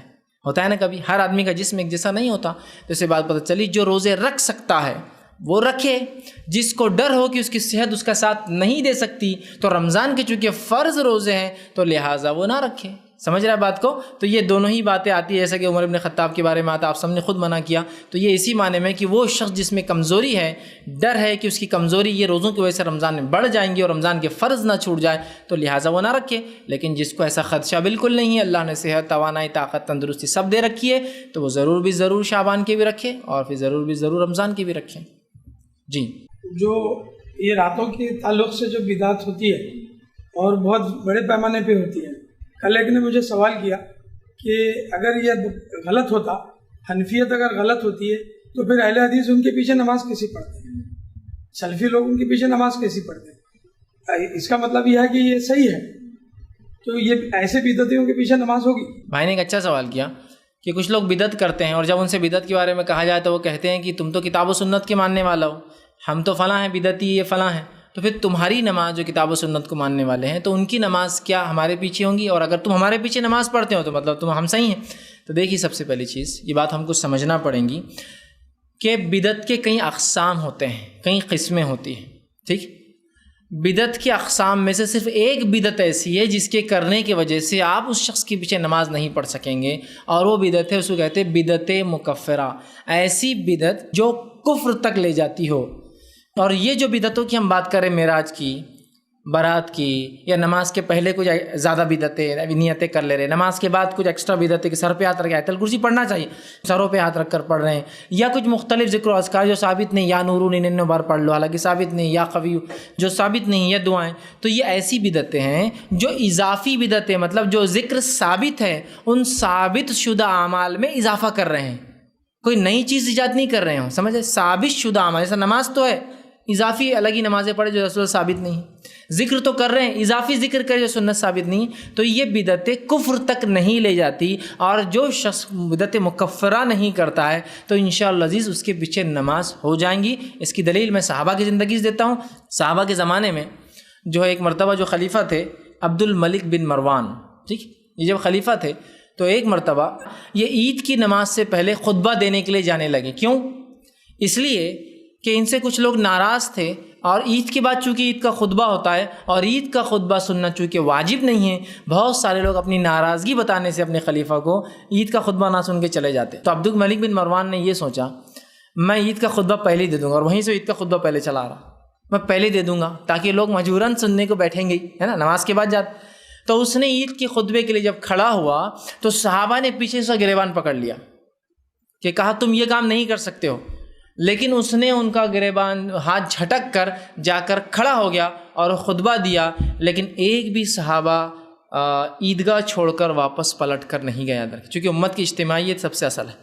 کہ تو اس نے ایسی بدعت نہیں کی جس سے وہ کفر تک جا رہا تھا، بدعت تھی، خطبہ تو دینا سنت ہے، اس نے ایک بدعت کیا کی پہلے دیا، لیکن یہ کفر والی بدعت نہیں تھی، لہٰذا صحابہ کا اس کے پیچھے بیٹھے رہنا اس چیز کی دلیل ہے کہ صحابہ نے اس بدعت کی وجہ سے، ابتدائی کرنے کی وجہ سے اس کے پیچھے نماز کو نہ پڑھنا اپنے اوپر جائز قرار نہیں دیا۔ تو لہٰذا ایسا کوئی بھی شخص جو مشرک نہ ہو کھلا، یہ نہیں کہ ایسا ہو سکتا ہو ایسا ہوگا کھلا، اور اس کے علاوہ اگر بدعتیں کرتا ہوں تو وہ کفر تک نہ جاتی ہو، تو اس کے پیچھے نماز پڑھنا انشاءاللہ عزیز درست ہوگا۔ اگر ہم ایسا نہ کریں تو ہاں یہ الگ بات ہے کہ آپ کے پاس دو مسجد کے آپشن ہیں، ایک جگہ کتاب و سنت والا پڑھاتا ہے، دوسری جگہ ایک آدمی جو بدعت کرتا ہے، تو یہ تو بیسٹ آپشن آپ کے پاس۔ لیکن کچھ علاقے میں جانتا ہوں جہاں 100% مساجد میں، مطلب 100 مسجد ہے تو ایک بھی مسجد ایسی نہیں جو کتاب و سنت کی ماننے والی، تو کیا کریں؟ نمازوں کو چھوڑ کے پورا ثواب ضائع کریں؟ اچھا فرض نمازوں کو تو ٹھیک ہے، 3 جمعہ نہ پڑھے تو آپ نے فرمایا اس کے دل پہ مہر لگ جاتی، پھر کیا کرے جمعہ کا، ہے نا؟ اور عیدین کے لیے تو آپ کو عیدگاہ میں حائضہ کو جانا ہے، تو پھر ہم لوگ کیسے نہیں جائیں گے؟ سمجھ رہے؟ تو یہ ایک الگ مسئلہ ہے۔ تو اگر وہ کفر نہیں کرتا تو نماز ہو جاتی، تو ان کو سمجھائیے یہ آپ کی بدعت ہے، اس کو میں بدعت ہی مانتا ہوں، لیکن چونکہ کفر تک نہیں لے جاتی اس لیے پڑھ رہا ہوں، جس دن کفر والی کرو گے تو ورنہ یہ بھی چھوڑ دوں گا تمہارے پیچھے پڑھنا، اور جن کے پیچھے آپ نہیں پڑھتے اس کی وجہ بتانا، ورنہ وہ بھی میں ان کے پیچھے نہیں پڑھتا ہوں اس لیے کہ وہ ایسی بدعت کرتے ہیں جو کفر تک لے جاتی ہے، جس کا کوئی وجود ہی نہیں ہے، کوئی چیز نہ تھا سنت بلکہ ایجاد کردہ ہے۔ تو بہرحال ان کو سمجھائیے۔ اور بہت سی بار میں یہ بار بار کہتا ہوں، امام مؤذن یہ کبھی کبھار دبے ہوئے ہوتے ہیں بیچارے، مسجد کمیٹی فلاں اور فلاں اور فلاں، ماحول معاشرہ لوگ، تو یہ بھی سمجھنا چاہیے کہ اس کا عقیدہ اگر درست ہے اور مجبوراً بیچارے کچھ بولنا پڑتا ہے، کھڑے ہونا پڑتا ہے، اس مجبوری کو سمجھتے ہوئے آپ اس کے پیچھے نماز پڑھنے میں انشاءاللہ عزیز کوئی حرج نہیں ہوگا جب تک وہ کفر نہیں کرتا۔ جی سوال موضوع سے ہٹ کے ہے، پھر بھی لوگ گھر خریدتے ہیں تو بیانہ وغیرہ لوگ دیتے اور تاریخ مقرر کرتے کہ فلاں تاریخ پہ ہم دے دیں گے، لیکن وہ تاریخ پہ دے نہیں پاتے، تو وہ بولتے کہ بھائی بیانہ بھول جاؤ جو دیے تھے تم، کہ آپ نے وعدہ کرے تھے اور وعدے کی اسلام میں اہمیت۔ دیکھ بھائی نے ایک سوال کیا کہ جب لوگ گھر لیتے تو اس سے پہلے کچھ بیانہ دیتے ہیں، اگر چیز مل جاتی گھر لے لیتے ہیں اس وقت تک تو ٹھیک، اگر اس وقت پہ نہ لیا جائے تو سامنے والا بولتا ہے بھائی یہ پیسہ بھول جاؤ، اس کی کیا حقیقت ہے؟ دیکھیے ایسا کرنا اور نہیں کرنا درست اور غلط دونوں ہے بیک وقت، وہ کیسے میں سمجھاتا ہوں۔ اگر سمجھ لیجئے بیانہ لینے میں اور اس کو رکھنے میں، اس کو سنبھالنے میں، اور آپ کو کوئی دوسرا بزنس وہ گھر بیچنا آپ کسی کو دوسرے کو تھا نہیں، جس کی وجہ سے آپ کو کوئی نقصان بھی انکر نہیں ہو رہا، کوئی نقصان بھی نہیں ہو رہا ہے، اور وہ بیانہ آپ اسی اس پہ لے رہے ہیں کہ بس ایک طرح کی دلیل کہ بھائی یہ گھر تم ہی لوگے مجھ سے، اور اگر وہ کسی وجہ سے آپ کا بھائی نہیں لے پاتا مجبوری، تو آپ بالکل اس کو واپس کر دے وہ پیسہ، چونکہ نہ اس میں کوئی آپ کا نقصان ہوا، نہ آپ کا کچھ مسئلہ ہوا، کچھ بھی نہیں ہوا۔ ایسا ایک آدمی آیا گھر لینے کے لیے، اس ایک آدمی نے وعدہ کیا، وہ ایک آدمی نہ لے پایا تو آپ واپس دے دیں۔ لیکن اگر بیانہ لینے کی وجہ سے آپ کے بہت سارے نقصانات ہو گئے، جیسے آپ نے بیانہ لیا گھر کو خالی کرنا شروع کر دیا، بیانہ لیا سامان اکھاڑنا چالو کر دیا کہ اب بھائی 15 دن بعد تو اس کو دینا ہے، جس کے وجہ سے آپ کا نقصان ہوا، اس بیانے میں سے اتنا لے لینا جتنا آپ کا نقصان ہوا وہ آپ کے لیے جائز ہوگا، اس بنیاد پہ کہ بھائی آپ گھر لے رہے تھے بول کر میں نے یہ سب کیا، اب آپ عین وقت پہ کہیں گے نہیں لیں گے تو اب کون لیں گا؟ اگر کوئی دوسرا بھائی لے لیتا ہے میرا نقصان اس میں کور ہوتا ہے تو ٹھیک، ورنہ میں آپ کے بیانے میں سے اتنا پیسہ کاٹوں گا جو صرف آپ کے بولنے کی وجہ سے مجھے کرنا پڑا۔ سمجھ رہے آپ یہ بات؟ تو اس میں ڈیپینڈ ہے، یاد رکھیے ڈیپینڈ ہے۔ اگر آپ کا کوئی نقصان نہیں ہو تو میں کہوں گا آپ بالکل واپس کر دیں، اس لیے کہ آپ سن کی ایک روایت حدیث ہے، آپ نے فرمایا کہ اگر کوئی شخص کسی کو کھیت دے، ہوتا ہے نا کھیت فصل کی حد تک کھیت دے دیتے ہیں، جیسا کہ موسم بھی آ گئی بھائی اب آپ میرا کھیت ہرازی کر کے لے لو، اس کے بعد آپ وہ کریں گے، آپ نے فرمایا کوئی دے اور اگر اس میں فصل خراب ہو جائے تو مالک کا کام ہے کہ اس کو اس کے پیسے واپس دے دے، چونکہ جھاڑ تو تمہارے تھے، فصل تو اصل تمہاری تھی، وقت پہ تم نے بیچا اور تبھی بارش آن پڑی، تو اپنا بھائی وہ تو بالکل دیوالا نکل جاتا نا اس آدمی کا، تو آپ نے فرمایا تو اس کا پیسہ دے دو، اس لیے کہ اس نے کچھ بھی فائدہ نہیں اٹھایا نا تمہارے مال سے، ہے نا. تو یہ بات سمجھنا چاہیے. اب ہم بہت سے لوگ ضد کرتے ہیں بول کر، سامنے والا بھی پھر وہ کرتا ہے. ایسا ایک مثال دیتا ہوں. ایک صاحب نے بیانہ لیا کہ بھائی آپ کا گھر میں بنا کر دوں گا، کنسٹرکشن کے لیے ایڈوانس بیانہ بھی لیتے ہیں نا اس کے لیے. کہا کہ میں اتنے روپے اسکوائر فٹ سے آپ کا گھر بنا دوں گا، ٹھیک ہے اتنے. اور ہوا یوں کہ 3 مہینے بعد آسمانوں کو چھو گئی قیمتیں. تو وہ شخص آیا اور کہا، یہ کنڈیشنل تھا، قیمتیں جب جو تھی اس کے حساب سے بیانہ لیا گیا تھا. اب قیمتیں جو آسمان کو چھو رہی تو کہا نہیں بنانا تو یہ قیمت میں پڑے گا. تو آپ کو بھی تو تھوڑا سمجھنا چاہیے نا کہ وہ آدمی کہ اپنے جیب سے ڈال کے بنا کے دیں گا آپ کو گھر. جو ریتی 1000 روپے سمجھو مثال کے 1000 روپے ٹرک آتا تھا، اب 10,000 روپے ٹرک ہو گیا، تو کیا 9,000 وہ جیب سے ڈالیں گا آپ کے گھر بنانے میں؟ وہ بزنس کر رہا ہے یا صدقہ کرتا اور خیرات کرتا لوگوں گھر بنا کے دے کر؟ بزنس کر رہا ہے نا، کیسے کر پائیں گا؟ اب آپ ضد کریں گے اور پھر بولیں گے اس نے میرے کالمس کے اندر کھڑی کی جگہ اینٹیں بھر دیا، بیمس کے اندر پورے بیچ میں جو ہے بارس کی جگہ جو ہے پلاسٹک کی کچھ ڈال دیا. تو آپ نے اس کو مجبور کرنا ہے، تجھے تو دینا ہے، منڈی میں تیری وہ کرتا ہے اس لیے کہ تو نے لکھ کر دیا ہوا ہے. تو یہ تو زیادتی ہے نا. تو آپ کو بھی سمجھنا چاہیے، ٹھیک ہے. تو اس حدیث میں جو بات آ رہی ہے کہ اگر کھیت ڈوب جائے تو پیسے دے دینا چاہیے، اس لیے کہ اصل تو کھیت تمہارا ہی تھا نا. اگلی بار تم کو تو فصل آ جائیں گے لیکن اس کا تو بڑا غرق ہو جاتا ہے نا، تو دے دینا چاہیے. یہ شریعت یہی چاہتی ہے. لیکن اگر اس میں آپ کا واقعتاً نقصان، جیسا کہ آپ نے کھیت دیا ہو، کھیت دینے کے بعد اس نے کوئی دوا اور کوئی غلطی کی جس کی وجہ سے وہ خراب ہو رہے، پھر ضروری نہیں.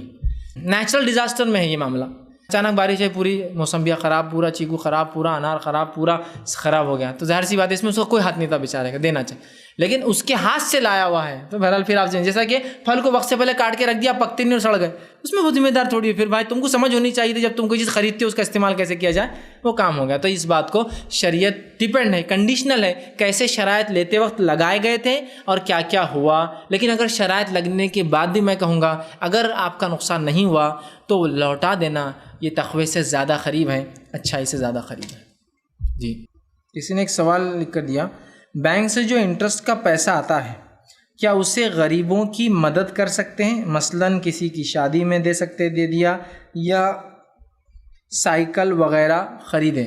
کسی نے ایک سوال کیا کہ جو بینک میں جو پیسہ رکھنے سے کچھ پیسہ انٹرسٹ کا آتا ہے اس کو کیا غریب کو شادی میں کہیں دے سکتے ہیں؟ دیکھیے میں آپ کو بتا دیتا ہوں کہ یہ پیسہ کس کو دیا جا سکتا ہے تو آپ سمجھ جائیے، وہ حالات میں تو آپ دے سکتے ہیں. انٹرسٹ کا پیسہ چونکہ حرام ہے، یہ صرف ایسے شخص کو دیا جا سکتا ہے جس پر حرام واجب ہو گیا ہے. حرام اور خاص حرام آدمی کو نہیں دیا سکتا، شادی میں نہیں دیا جا سکتا، اس لیے کہ شادی ایسی چیز نہیں جس میں جو ہے حرام واجب ہو جائے. انسان حرام واجب ہو جائے مطلب کیا؟ مطلب یہ چونکہ یہ پیسہ حرام ہے اور وہ اتنا مجبور ہے کہ اس کے لیے حلال پیسہ نہیں اپنے گزارے کا. جیسا کہ ایک انسان اتنا مجبور ہے کہ کچرے کے ڈبے پر بیٹھ کے کچرے میں سے کھانا چن کر کھاتا ہے، تو یہ کوئی عام آدمی کر سکتا ہے کچرے کنڈی بیٹھ کر؟ ایک انسان یا ایک مرد یا عورت ہے جس کو آپ ننگا دیکھتے سڑک پر بیٹھا ہوا، اس پر حرام واجب ہے. مطلب اس کو چونکہ سطر ڈھانکنا ضروری ہے، کپڑا نہ ملے تو تھوڑا بہت کپڑا لے کر کسی کا چرا کر بھی ڈھانک سکتا ہے، صرف اس حد تک اور بعد میں اس کو لوٹا دے، تو مجبور ہے، سمجھ رہے ہیں؟ تو یہ پیسہ صرف اس کو دیا اس پہ حرام واجب ہے. اب عام حالت میں کس کو دے سکتے ہیں آپ؟ میں نے 2 مثالیں دے دی. کچرا چن کے بیچارے جو کھا رہے ہیں، سڑک کے اوپر ننگے رہ رہے ہیں، ایسے لوگ آپ کو ہر جگہ ملیں گے. اس کے علاوہ ایسا شخص جس کا ایکسیڈنٹ ہو جائے یا ایسی بیماری ہو جائے جو بیماری کا علاج کو لاکھوں روپے لگتا ہے اور اس کے پاس نہیں ہے، تو چارہ دو ہی ہے، یا تو گھر پہ رہو اور مر جاؤ یا ڈاکہ ڈال کے علاج کرو، اور وہ دونوں نہیں کر سکتا. گھر پہ رہ کر موت بھی اس کے لیے تکلیف دہ ہو رہی ہے، ڈاکہ ڈال بھی نہیں سکتا ہے، حرام واجب ہے نا. تو ایسے شخص پہ 4 لاکھ خرچہ، 4 لاکھ کہاں سے لائیں گا بیچارہ؟ سب کچھ بیچ چکا ہے، کچھ نہیں. یا کوئی شخص کا ایکسیڈنٹ اور لاوارث ملا ہو، آپ کو زندہ تو ہے، دواخانے لے جاتے، ڈاکٹر بولتا ہے بھائی 1 لاکھ روپے دیجیے اس کے بغیر علاج نہیں، اور آپ 1 لاکھ روپے اس پہ خرچ نہیں کر سکتے، اور وہ تو بیچارہ بے ہوش ہے، اس کو تو کچھ ہو ہی نہیں. یا اگر ہوش میں بھی ہے تو بول رہا ہے میں بس پیسہ ہی نہیں، میں گھر سے نکلا تھا ویسے ہی بے گھر ہوں، میں فلاں. اب کیا کریں گے؟ تو ایسے آدمی کے لیے حرام واجب ہے نا، یا تو چوری کر کے علاج کرائے تو مر جائے. تو یہ پیسہ صرف اس شخص کے لیے لاگو ہے جس پہ حرام واجب ہے. اس کو قطعاً مسجد اور مدرسے میں اور طہارت خانے بنانے میں مسجد مدرسے اور گھر کے استعمال نہ کرے، اس لیے کہ وہاں ہم پہ حرام واجب ہے. کیا پیشاب کو اگر طہارت خانہ نہیں مسجد میں تو ہم کہیں بھی کر دیں گے، کچھ بھی کریں گے، گھر سے کر کے آ سکتے. تو مسجد اور مدرسے یا اپنے گھر کا بیت الخلاء طہارت کی بنیاد ہے، اور جس کی بنیادی غلط ہوں گی اس کی کیا طہارت اور کیا عبادتیں ہوں گی. تو وہاں تو قطعاً کہیں بھی نہیں چلتا ہے. صرف جس پر حرام واجب ہوا ہے یہ پیسہ صرف اس کے لیے ہی لاگو ہے. تو آپ ایسے لوگوں کو ڈھونڈیں اگر ہو تو، اور ان تک پہنچا دیں. نہ ملے تو پیسہ رکھیے، جب بھی ایسے لوگ مل جائے تب ان تک لے جا کر وہ پیسہ پہنچا دیجیے. اور یہ غلط فہمی لوگوں کی بھی ہوتی ہے کہ بھائی پیسہ اگر بینک میں ہے انٹرسٹ کا، اسے لینا ہی نہیں چاہیے، وہیں چھوڑ دینا چاہیے. کچھ حد تک تو یہ بات لاجیکل دکھتی ہے، لیکن ہمارے ماحول میں لاجیکل نہیں یہ بات. جیسے مثال کے طور پر ایک صاحب بینک سے پیسہ نکالتے تھے، وہ انٹرسٹ کے پیسوں کیا کرتے، جلا دیتے تھے، اور وہ سمجھتے تھے یہی اس کا ایک حل ہے. دیکھیے، پیسوں کو جلانا قانوناً بہت بڑا جرم ہے، اس لیے کہ آپ ملک کی توہین کرتے ہیں کرنسی کو جلا کر. آپ اگر اس کیس میں پکڑے گئے تو بہت برا حال ہو جائے گا. وہ پیسے جتنے جلائے وہ تو ایک طرف رہ جائیں گے، چھوڑنے میں اس سے زیادہ رشوت دینا پڑیں گی آپ کو. سمجھا؟ وہ رسک کی طرف جائیے ہی مت کبھی بھی. سب سے بہترین چیز ہے یا تو کرنٹ اکاؤنٹ کھولیے. کرنٹ اکاؤنٹ میں آپ کو انٹرسٹ نہیں آتا ہے، اور اکثر بینکوں میں کرنٹ اکاؤنٹ آپ کھول سکتے ہیں، لیکن لوگوں کو پتہ نہیں ہے کہ کرنٹ اکاؤنٹ انڈیویجول نام پہ بھی کھلتا ہے. لوگ سمجھتے صرف بزنس کا نہیں، کرنٹ اکاؤنٹ آپ اپنے نام پہ کھول سکتے ہیں انڈیویجول، اس کو بتائیے جا کے. لیکن کرنٹ اکاؤنٹ کھولنے کے لیے آپ کو زیادہ ڈپازٹ دینا پڑتا ہے. معلوم آپ کو، جیسے آپ نے اگر سادہ بینک ہے، سمجھو اسٹیٹ بینک سے، تو 1000 لگتا ہے نا آپ کو سیونگ میں، کرنٹ میں لگتا ہے 10000. اور اگر پرائیویٹ بینک ہے تو سیونگ میں لگتا ہے 10000، کرنٹ کے لگتا ہے 50000. ٹھیک، لیکن کرنٹ اکاؤنٹ کھولنے سے انٹرسٹ نہیں آتا. ایک وہاں جائیے. کرنٹ اکاؤنٹ کبھی کبھار حالات نہیں ہو سکتے، جیسا کہ بینک کی گورنمنٹ نے کچھ پالیسیز، بزنس سے کچھ ایسے رولس ہوتے ہیں جس میں آپ کے انڈیویجول اکاؤنٹ میں پیسہ آئے گا، یا ریفنڈس ہوتے ہیں، اس کے لیے آپ کو سیونگ اکاؤنٹ کھولنا ہی پڑتا ہے. ٹھیک ہے، جس میں آپ کا پیسہ آتا ہے. تو بہرحال پھر اس میں انٹرسٹ تو آئے گا، تو جلانا یہ کوئی حل نہیں، غلط ہے. اور خواہ ایک چیز کو آپ ضائع کر رہے ہیں جس سے کوئی اور فائدہ اٹھا، آپ کے لیے تو حلال نہیں، کوئی اور فائدہ اٹھا سکتا ہے. دوسرا ہے کہ اس میں چھوڑ دو نا، آپ کا پیسہ نہیں ہے تو. سوچنے کے لیے تو بہت اچھا ہے، لیکن جس ماحول میں ہم رہتے ہیں یہاں چھوڑنا بہت بڑا رسک ہے. اس لیے کہ جو پیسہ وہاں چھوڑا جاتا ہے، اس پیسے کے ڈسبرسمنٹ کی ذمہ داری جب بینک لیں گا تو ظاہر سی بات ہے وہ جہاں چاہے وہاں خرچ کر سکتا ہے. جیسے کہ کچھ لوگوں نے اسٹیٹ بینک آف حیدرآباد جو اورنگ آباد میں کھلی تھی، دور کی مثال نہیں، اورنگ آباد کی دے رہا ہوں، تو وہاں پیسہ جمع کیا اور کا ہم کو نہیں چاہیے، چونکہ اکثر مسلمانی امپلائیز تھے اور مسلمانی لوگ اکاؤنٹ کھولتے تھے. اسٹیٹ بینک حیدرآباد کا تھا نا نظام، جو حکومت گئی تو جو حکومتیں انڈیا میں تھی جب ختم ہوئی تو ان کے اسٹیٹ بینک گورنمنٹ بناتی کہ تاکہ وہ ریونیو اس میں ڈالتی. اسٹیٹ بینک آف اندور ہے، جے پور ہے، حیدرآباد ہے، اسٹیٹ بینکس تھے. حیدرآباد سب سے بڑی اسٹیٹ بینک تھی. تو بہرحال مسلمان تھے اس میں، تو کہا اسٹیٹ بینک مینیجر کو کہ آپ ہی ڈسبرس کر دیجیے.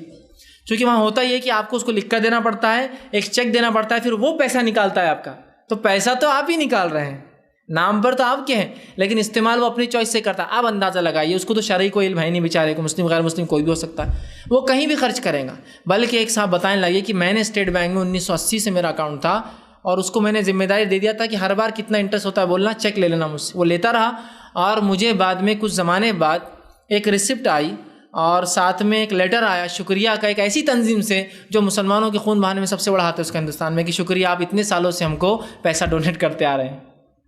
چونکہ دیکھیے وہ پیسہ جو اکاؤنٹ میں آتا ہے وہ بغیر آپ کی اجازت کے نکالا جا ہی نہیں سکتا. اس کو تو آپ کی پرمیشن سے چیک دیں گے. سمجھو 2000 انٹرسٹ کا آپ دے رہے، تو کچھ لوگ بولتے ہیں بینک میں رہنے دو یا بینک کو بولو خرچ کرو، تو دینا تو نکال کر آپ کو ہی پڑتا ہے. تو کیوں نہ ایک حرام چیز کو اور حرام جگہ لگنے سے اچھا ایک حرام چیز کسی بھی حرام واجب ہے اس پہ لگے. آپ کے خون بہانوں کے والوں خلاف ہی وہ تنظیم جاری، جو آپ کو مار رہے ہیں اور ان کے خلاف جاری ہے نا. تو بہرحال اس بات کو سمجھیے. یہ ایک دوسرا اگزامپل، جب ہندوستان کے اندر بینکنگ سسٹم آیا، برٹش گورنمنٹ نے لائی، تو علماء نے فتویٰ دیا کہ انٹرسٹ حرام ہے، اور بات صحیح تھی. ہوا یہ کہ ان کو پتہ نہیں تھا، انٹرسٹ حرام تو کہہ دیا، لیکن انٹرسٹ تو جنریٹ ہو رہا تھا، اس پر پیسہ تو وہ کما رہے تھے. اب انہوں نے لکھ کر دے دیا مسلمانوں نے کہ یہ جو پیسے انٹرسٹ ہے تم استعمال کرو. برٹش گورنمنٹ نے وہ انٹرسٹ کا پیسہ جمع کرنا شروع کی، اور جمع کر کے جو چرچ گیٹ آپ کا علاقہ ہے بمبئی کے اندر، جو ہے چرچ ہے بہت بڑا، وہ چرچ جو ہے وہ ڈونیشن کے پیسے انہوں نے جو انٹرسٹ کے پیسے آنا شروع اس سے بنانا شروع کی. اور جب بن گیا تو مسلمانوں کو انہوں نے مبارکباد دی کہ بھائی آپ کی وجہ سے، آپ کے انٹرسٹ کے نہیں لینے کی وجہ سے ہمارا چرچ تعمیر ہو گیا. مطلب آپ کا پیسہ ایک تو حرام اور ایک ایسے کام میں لگا جو آپ کے مذہب اور آپ کے رب کے خلاف تحریک جا رہی. تو بہتر تو یہ ہے کہ نکالا جائے. اور ویسے ہی آدمی کو اس پہ حرام واجب ہو گیا ہے. شادی کا آدمی مستحق نہیں ہوتا ہے، یا کوئی ایسی ضرورت نہیں جس میں پیسہ لگتا ہے اور دینا ہی پڑے گا. رہا سائیکل کا تو ڈیپینڈ یہ ہو سکتا ہے، ڈیپینڈ ہو سکتا ہے کہ ٹرائی سائیکل میں بہت چیزیں ہوتی ہیں کہ ایک آدمی جو معذور ہے یا تو گھر میں لنگڑا پڑا رہے معذور، یا کوئی اس کو سائیکل دلائے جس کے لیے پیسے نہیں ہیں. اور میں سمجھتا ہوں سائیکل کے لیے بھی ضرورت نہیں ہے، اور امت کے آج کتنے پیسے نہیں کہ 2-3 ہزار کی سائیکل دلاتے ایک معذور کو، جبکہ آپ صلی اللہ علیہ وسلم کی حدیث ہے تمہیں تمہارے کمزوروں کی وجہ سے رزق دیا جاتا ہے. اس امت کے کمزوروں کی وجہ سے امت کو رزق دیا جاتا ہے. کمزور سے مراد بہرے، لولے، لنگڑے، معذور لوگ کمزور. اس میں بیوائیں بھی آ سکتی اس لیے کہ وہ بھی کمزور ہوتی ہے، یتیم بھی آ سکتا ہے. تمہیں تمہارے کمزوروں کی وجہ سے رزق دیا جاتا ہے. بہرحال دیجیے، لیکن ہو سکتا ہے کہ حالات نہ ہو، یا وار زون اور جہاں کئی لنگڑے اور لولے لوگ ہزاروں کی تعداد، جیسے افریقہ کے کئی ممالک میں ہوتا ہے یہ کہ آپ کو اگر علم ہو وہاں قبائلی جنگیں بہت ہوتی ہیں، تو جب ایک قبیلہ دوسرے قبیلے کو وہ کرتا ہے تو وہ مارتا نہیں ہے ان کو جان سے، اس لیے کہ مار کے بہت مشکل ہوتا ہے، خون خراب ہونی کہ بھائی ہوتے کہیں نہ کہیں رشتے میں، وہ صرف ہاتھ کاٹ دیتے دونوں یا پیر کاٹ دیتے دونوں اور چھوڑ دیتے، ہاتھ کٹے یا پیر کٹے۔ اب ہزاروں کی تعداد میں اگر کوئی گاؤں کو مار دیتے ہیں اس طرح سے، 500 لوگ 1000 لوگ سمجھو ہے، اتنا پیسہ تو شہر سے ہمارے پاس نہیں ہو پا رہا، تو یہ ہو سکتے ہیں، لیکن عام ایک سائیکل اور میں سمجھتا ہوں کوئی بھی 2 4 10 لوگ مالدار جمع ہونا، 2 3 300 روپئے جیب سے نکالا تو ایک آدمی کی ہاتھ گاڑی اور سائیکل کا پیسہ وہاں جمع ہو سکتا ہے۔ بہرحال لیکن ڈیپینڈ سچویشن پہ، لیکن حرام واجب ہونا اس شخص کے لیے شرط ہے، پھر چاہے میڈیکل کے لیے ہو باقی اور کچھ بھی ہو سکتا ہے، بہرحال اس کی ضرورت، اس پہ حرام واجب مطلب وہ اتنا مجبور ہے ایک الگ بات ہے، اور یہ اس کی مجبوری کے لیے، ورنہ اس کے دوسرے کام کے لیے آپ کا زکوٰۃ ہے، تجارت ڈال کے دینا، زکوٰۃ دیجیے اس کو، وہ زیادہ مستحق اس لیے کہ وہ اس کا پیور مال ہے جس سے وہ رزق کمائیں گا، لیکن کچھ مجبوریاں ہوتی ہیں جہاں اس کو اس کے علاوہ چارہ نہیں ہے تو آپ دے سکتے ہیں اس کو۔ بہرحال کسی نے ایک سوال کیا، if a person takes a money from a company on basis of debit insurance claiming it is money being repaid as a medical expenses of sick wife, is it interest؟ کسی نے ایک سوال کیا کہ اگر کوئی کمپنی کسی شخص کو پیسہ دیتی ہے جو کہ ڈیبٹ انشورنس کے نام سے، مطلب یہ کہ وہ انشورنس کرواتی ہے اور جب اس کی بیوی بیمار ہوئی اس نے علاج کروایا اور جب اس کے پیسے کے لیے کلیم کیا تو اس کمپنی نے اس کو جو ریفنڈ کیا وہ انشورنس کمپنی سے ریفنڈ کیا اور وہ کمپنی نے اس کو ڈیبٹ کیا، تو کیا یہ سود ہے؟ تو دیکھیے اس معاملے میں اس سے پہلے میں نے تفصیلی بات کہی تھی، ایک مختصر بات کہہ دیتا ہوں کہ اگر کوئی کمپنی آپ کو میڈیکل بینیفٹ دیتی ہے، جس میڈیکل بینیفٹ کے لیے اس نے کسی اور کمپنی سے ٹائی اپ کیا ہے اور آپ اس میڈیکل کا بینیفٹ اٹھانا چاہتے ہیں تو وہ میڈیکل بینیفٹ اٹھانا آپ کے لیے جائز ہے، چاہے اس کا ٹائی اپ کسی ہاسپٹل سے ہو یا انشورنس کمپنی کے تھرو ہو، کیونکہ وہ ایک سروس ہے جو اس کے تھرو آپ کو دی جا رہی ہے، یاد رکھیے۔ لیکن آپ خود سے اپنا انشورنس نہیں کروا سکتے ہیں، دونوں میں فرق ہے، یاد رکھیے۔ اب کچھ لوگ بولتے نہیں پھر تو بات تو یہ ہوئی، ایسا نہیں کھا کے ایسا کھا رہے آپ کہ ہمارے کمپنی ہم کو دے رہی اور کمپنی انشورنس کمپنی سے لے کے آپ کو دے رہی، تو اس بات کو ہم کو سمجھنا پڑے گا، ڈائریکٹ ریلیشن اور انڈائریکٹ ریلیشن کسی چیز کا، سیدھا تعلق اور غیر سیدھا تعلق۔ جیسے مثال، میری کمپنی مجھے ٹرانسپورٹ فری دے رہی ہے، میں اپنے شہر اورنگ آباد سے والو، چکلٹھانہ یا دوسرے انڈسٹریل ایریاؤں کو وہ مجھے فری سروس دیتی ہے، لیکن وہ فری سروس جن بسز سے دیتی ہے وہ بسز اس نے بینک سے اٹھا رکھے ہیں، تو کیا وہ سروس میں استعمال کر سکتا ہوں یا نہیں کر سکتا ہوں؟ کر سکتا ہوں، اس لیے کہ میں نے وہ گاڑیاں سود پہ نہیں لی ہے، اس نے وہ گاڑیاں سود پر لی ہے۔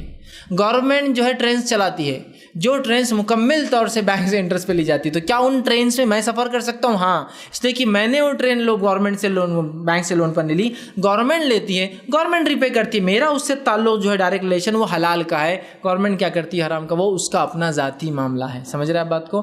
تو لہٰذا اگر کمپنی آپ کو میڈیکل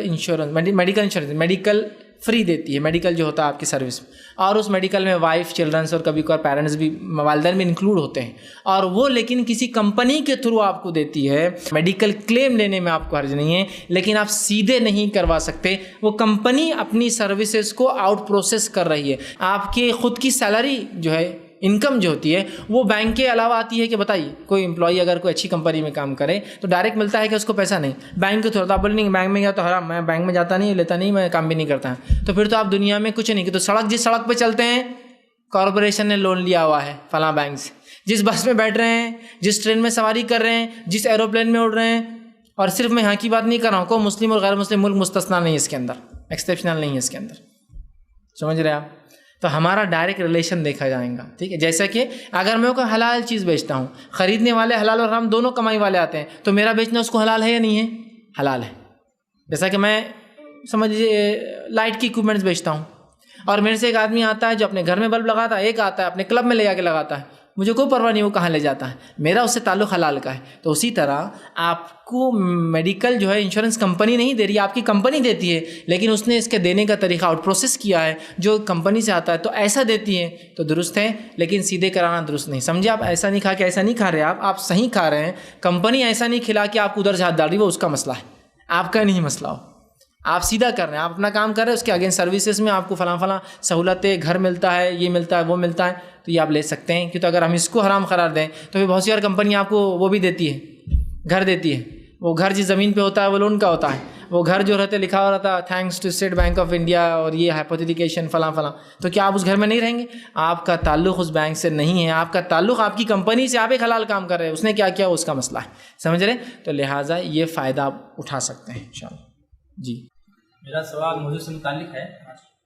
بعض علماء سو جو ہے شب برات کو ثابت کرنے کے لیے ضعیف حدیث کا سہارا لیتے ہیں، اور جیسے سورۃ الدخان کی آیت جو لیلۃ المبارکہ جیسا ہے، اور حدیث کے ذریعے سے بقرہ کے بعد بھی اس کو آیت کی فضیلت ہے، تو ایسے علماء سو جو ہے اس کو ثابت کرنے کے لیے ضعیف حدیث کا سہارا لیتے ہیں، اور ضعیف حدیث کہتے ہیں کہ ضعیف حدیث وہی ہے جس میں ضعف آ جائے، جیسے انسان کے جسم کے اندر اعضاء ہوتے ہیں اور ہاتھ میں ضعف آ جائے تو اس کو نکال پھینک نہیں دیں گے، اس کو انسان کی وضو کہیں گے۔ اسی طرح ضعیف حدیث بھی ایک جو ہے ذات کی وجہ سے حدیث کا حصہ ہے، تو اسے قبول کیا جائے گا۔ تو ان حدیث کی بنا پر جو ہے اس کو فضیلت بیان کرتے ہیں اور پیش کرتے ہیں امت میں، اس کی کیا؟ میں نے ایک اچھا سوال کیا کہ بہت سے علماء جو ہے جو جانتے مونجھتے کتاب و سنت سے انحراف کرتے، وہ علماء سو ہوتے ہیں جو غلط طریقے پہ ہوتے ہیں، تو ایسے لوگ کیا کرتے ہیں، ضعیف حدیثوں کو لیتے اور کہتے ہیں ضعف تو حدیث میں ہے، جیسا کہ انسانی جسم میں اگر کوئی ضعف کمزوری آ جائے تو اس سے کوئی فرق نہیں پڑتا، تو لہٰذا ضعیف حدیث بھی تو حدیث کا ایک حصہ ہے، تو بہرحال اس کو لے کر وہ بیان کرتے ہیں۔ تو میرے بیان میں دیکھیے میں نے ضعیف اور صحیح دونوں کا دلائل دے دیا۔ اگر کوئی موضوع اور ضعیف روایتوں کو بھی لے لے جو آتی ہے اس کے تعلق سے 5 7 یا 10، ان روایتوں کو بھی لے لے تو اس رات کو منانا ثابت نہیں ہوتا، اس رات کا نام ثابت نہیں ہوتا، اس میں کوئی مخصوص عبادت ثابت نہیں ہوتی، یاد رکھیے۔ دوسرا ان کا یہ کہنا کہ نہیں حدیث تو حدیث ہے، ضعف ہونے سے کیا حدیث کو انکار کر دیا جائے گا، تو یاد رکھیے یہ دوغلے لوگ ہوتے ہیں۔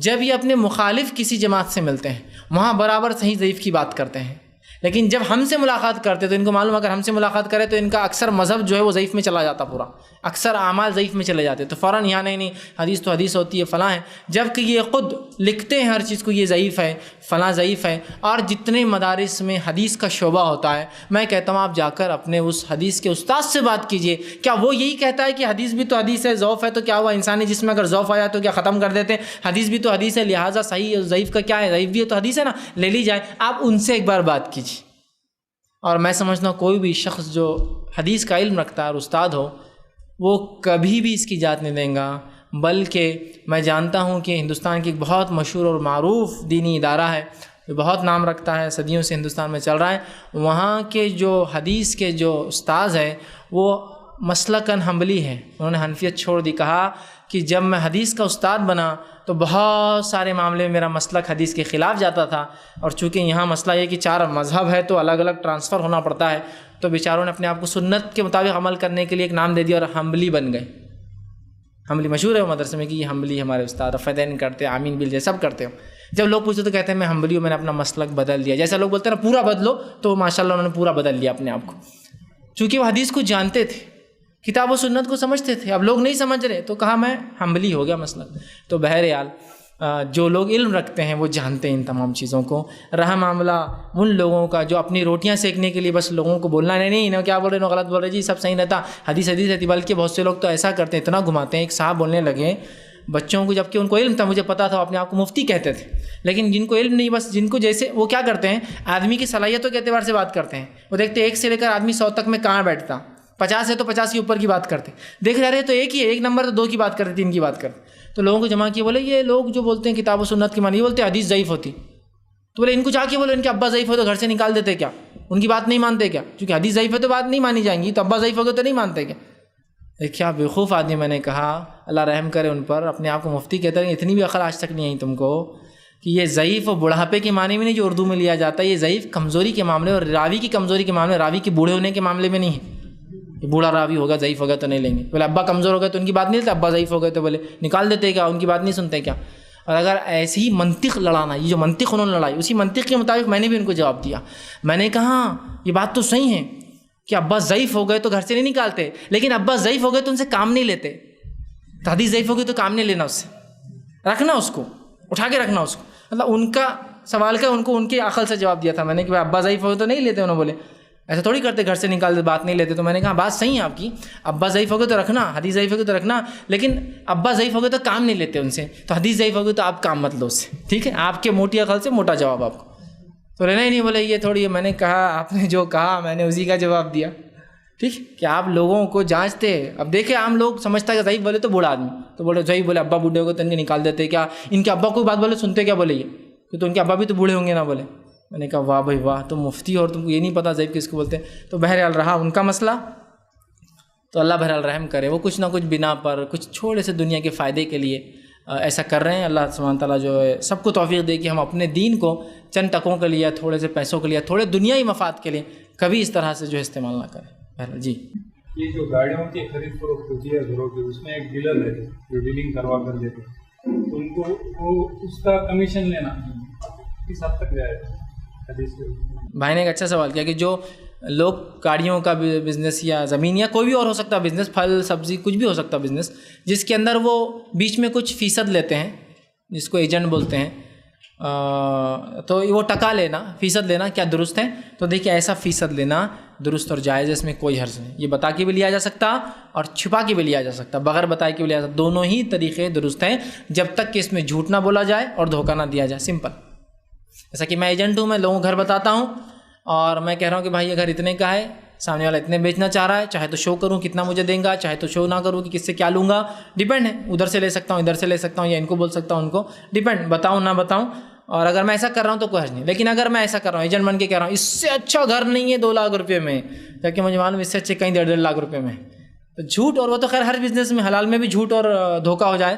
تو لہٰذا اگر آپ ایجنٹ ہیں تو ایجنٹ کا کچھ ٹکا لینا بیچ میں رہ کر یہ بالکل درست اور جائز ہے، اس میں کوئی حرج نہیں ہے. شریعت اسی کو ممانعت نہیں ہے.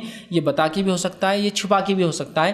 لیکن اس میں یاد رکھنا چاہیے ایک جو بات ہے وہ ہے کہ چیز کا ریٹ MRP نہیں بڑھنا چاہیے. ایسا بہت سے لوگ ہوتے ہیں بولتے ہیں ارے یہ ڈاکٹرز اور یہ MR اور یہ ایسے رہتے حرام کماتے. کیسے حرام کماتے؟ ڈاکٹر ٹکا لیتا بولے اس سے. کس سے لیتا ٹکا؟ وہ فارمیسی والے سے، وہ اس سے. دیکھیے اس میں اصول کو سمجھنا ہے. اس اصول اگر MRP نہیں بڑھتا ہے تو اس ڈاکٹر کے لیے لینا حلال ہے. وہ ظلم کر الگ بات ہے وہ فارمیسی والے پر، لیکن چونکہ اس کا MRP نہیں بڑھ رہا ہے. جیسے کہ اگر میں سیدھے فارمیسی میں جاؤں تو مجھے دوا مل رہی 100 روپے میں، اور اگر آپ کے ریفرنس سے گیا بھی تو 100 روپے میں، اور اس میں سے آپ کو کچھ ملتا ہے تو اس سے میرا کوئی لینا دینا نہیں ہے نا. میرے کو چیز اسی میں آ رہی. میں ٹیسٹ کرنے جاتا ہوں 100 روپیز میں، آپ ٹیسٹ کو بھیجتے ہیں، آپ کو 40 روپیز ملتا ہے، 60 وہ رکھتا ہے، اور میرے تو 100 جا رہے. تو فرسٹ کیس میں بھی 100، سیکنڈ کیس میں بھی 100. تو یہ جائز ہے. رہا مسئلہ کہ ڈاکٹر اتنا ٹکا لے کے اس پہ ظلم کر رہا، وہ ان کا ظلم آپس کا ہے بھائی، وہ ان کا مسئلہ.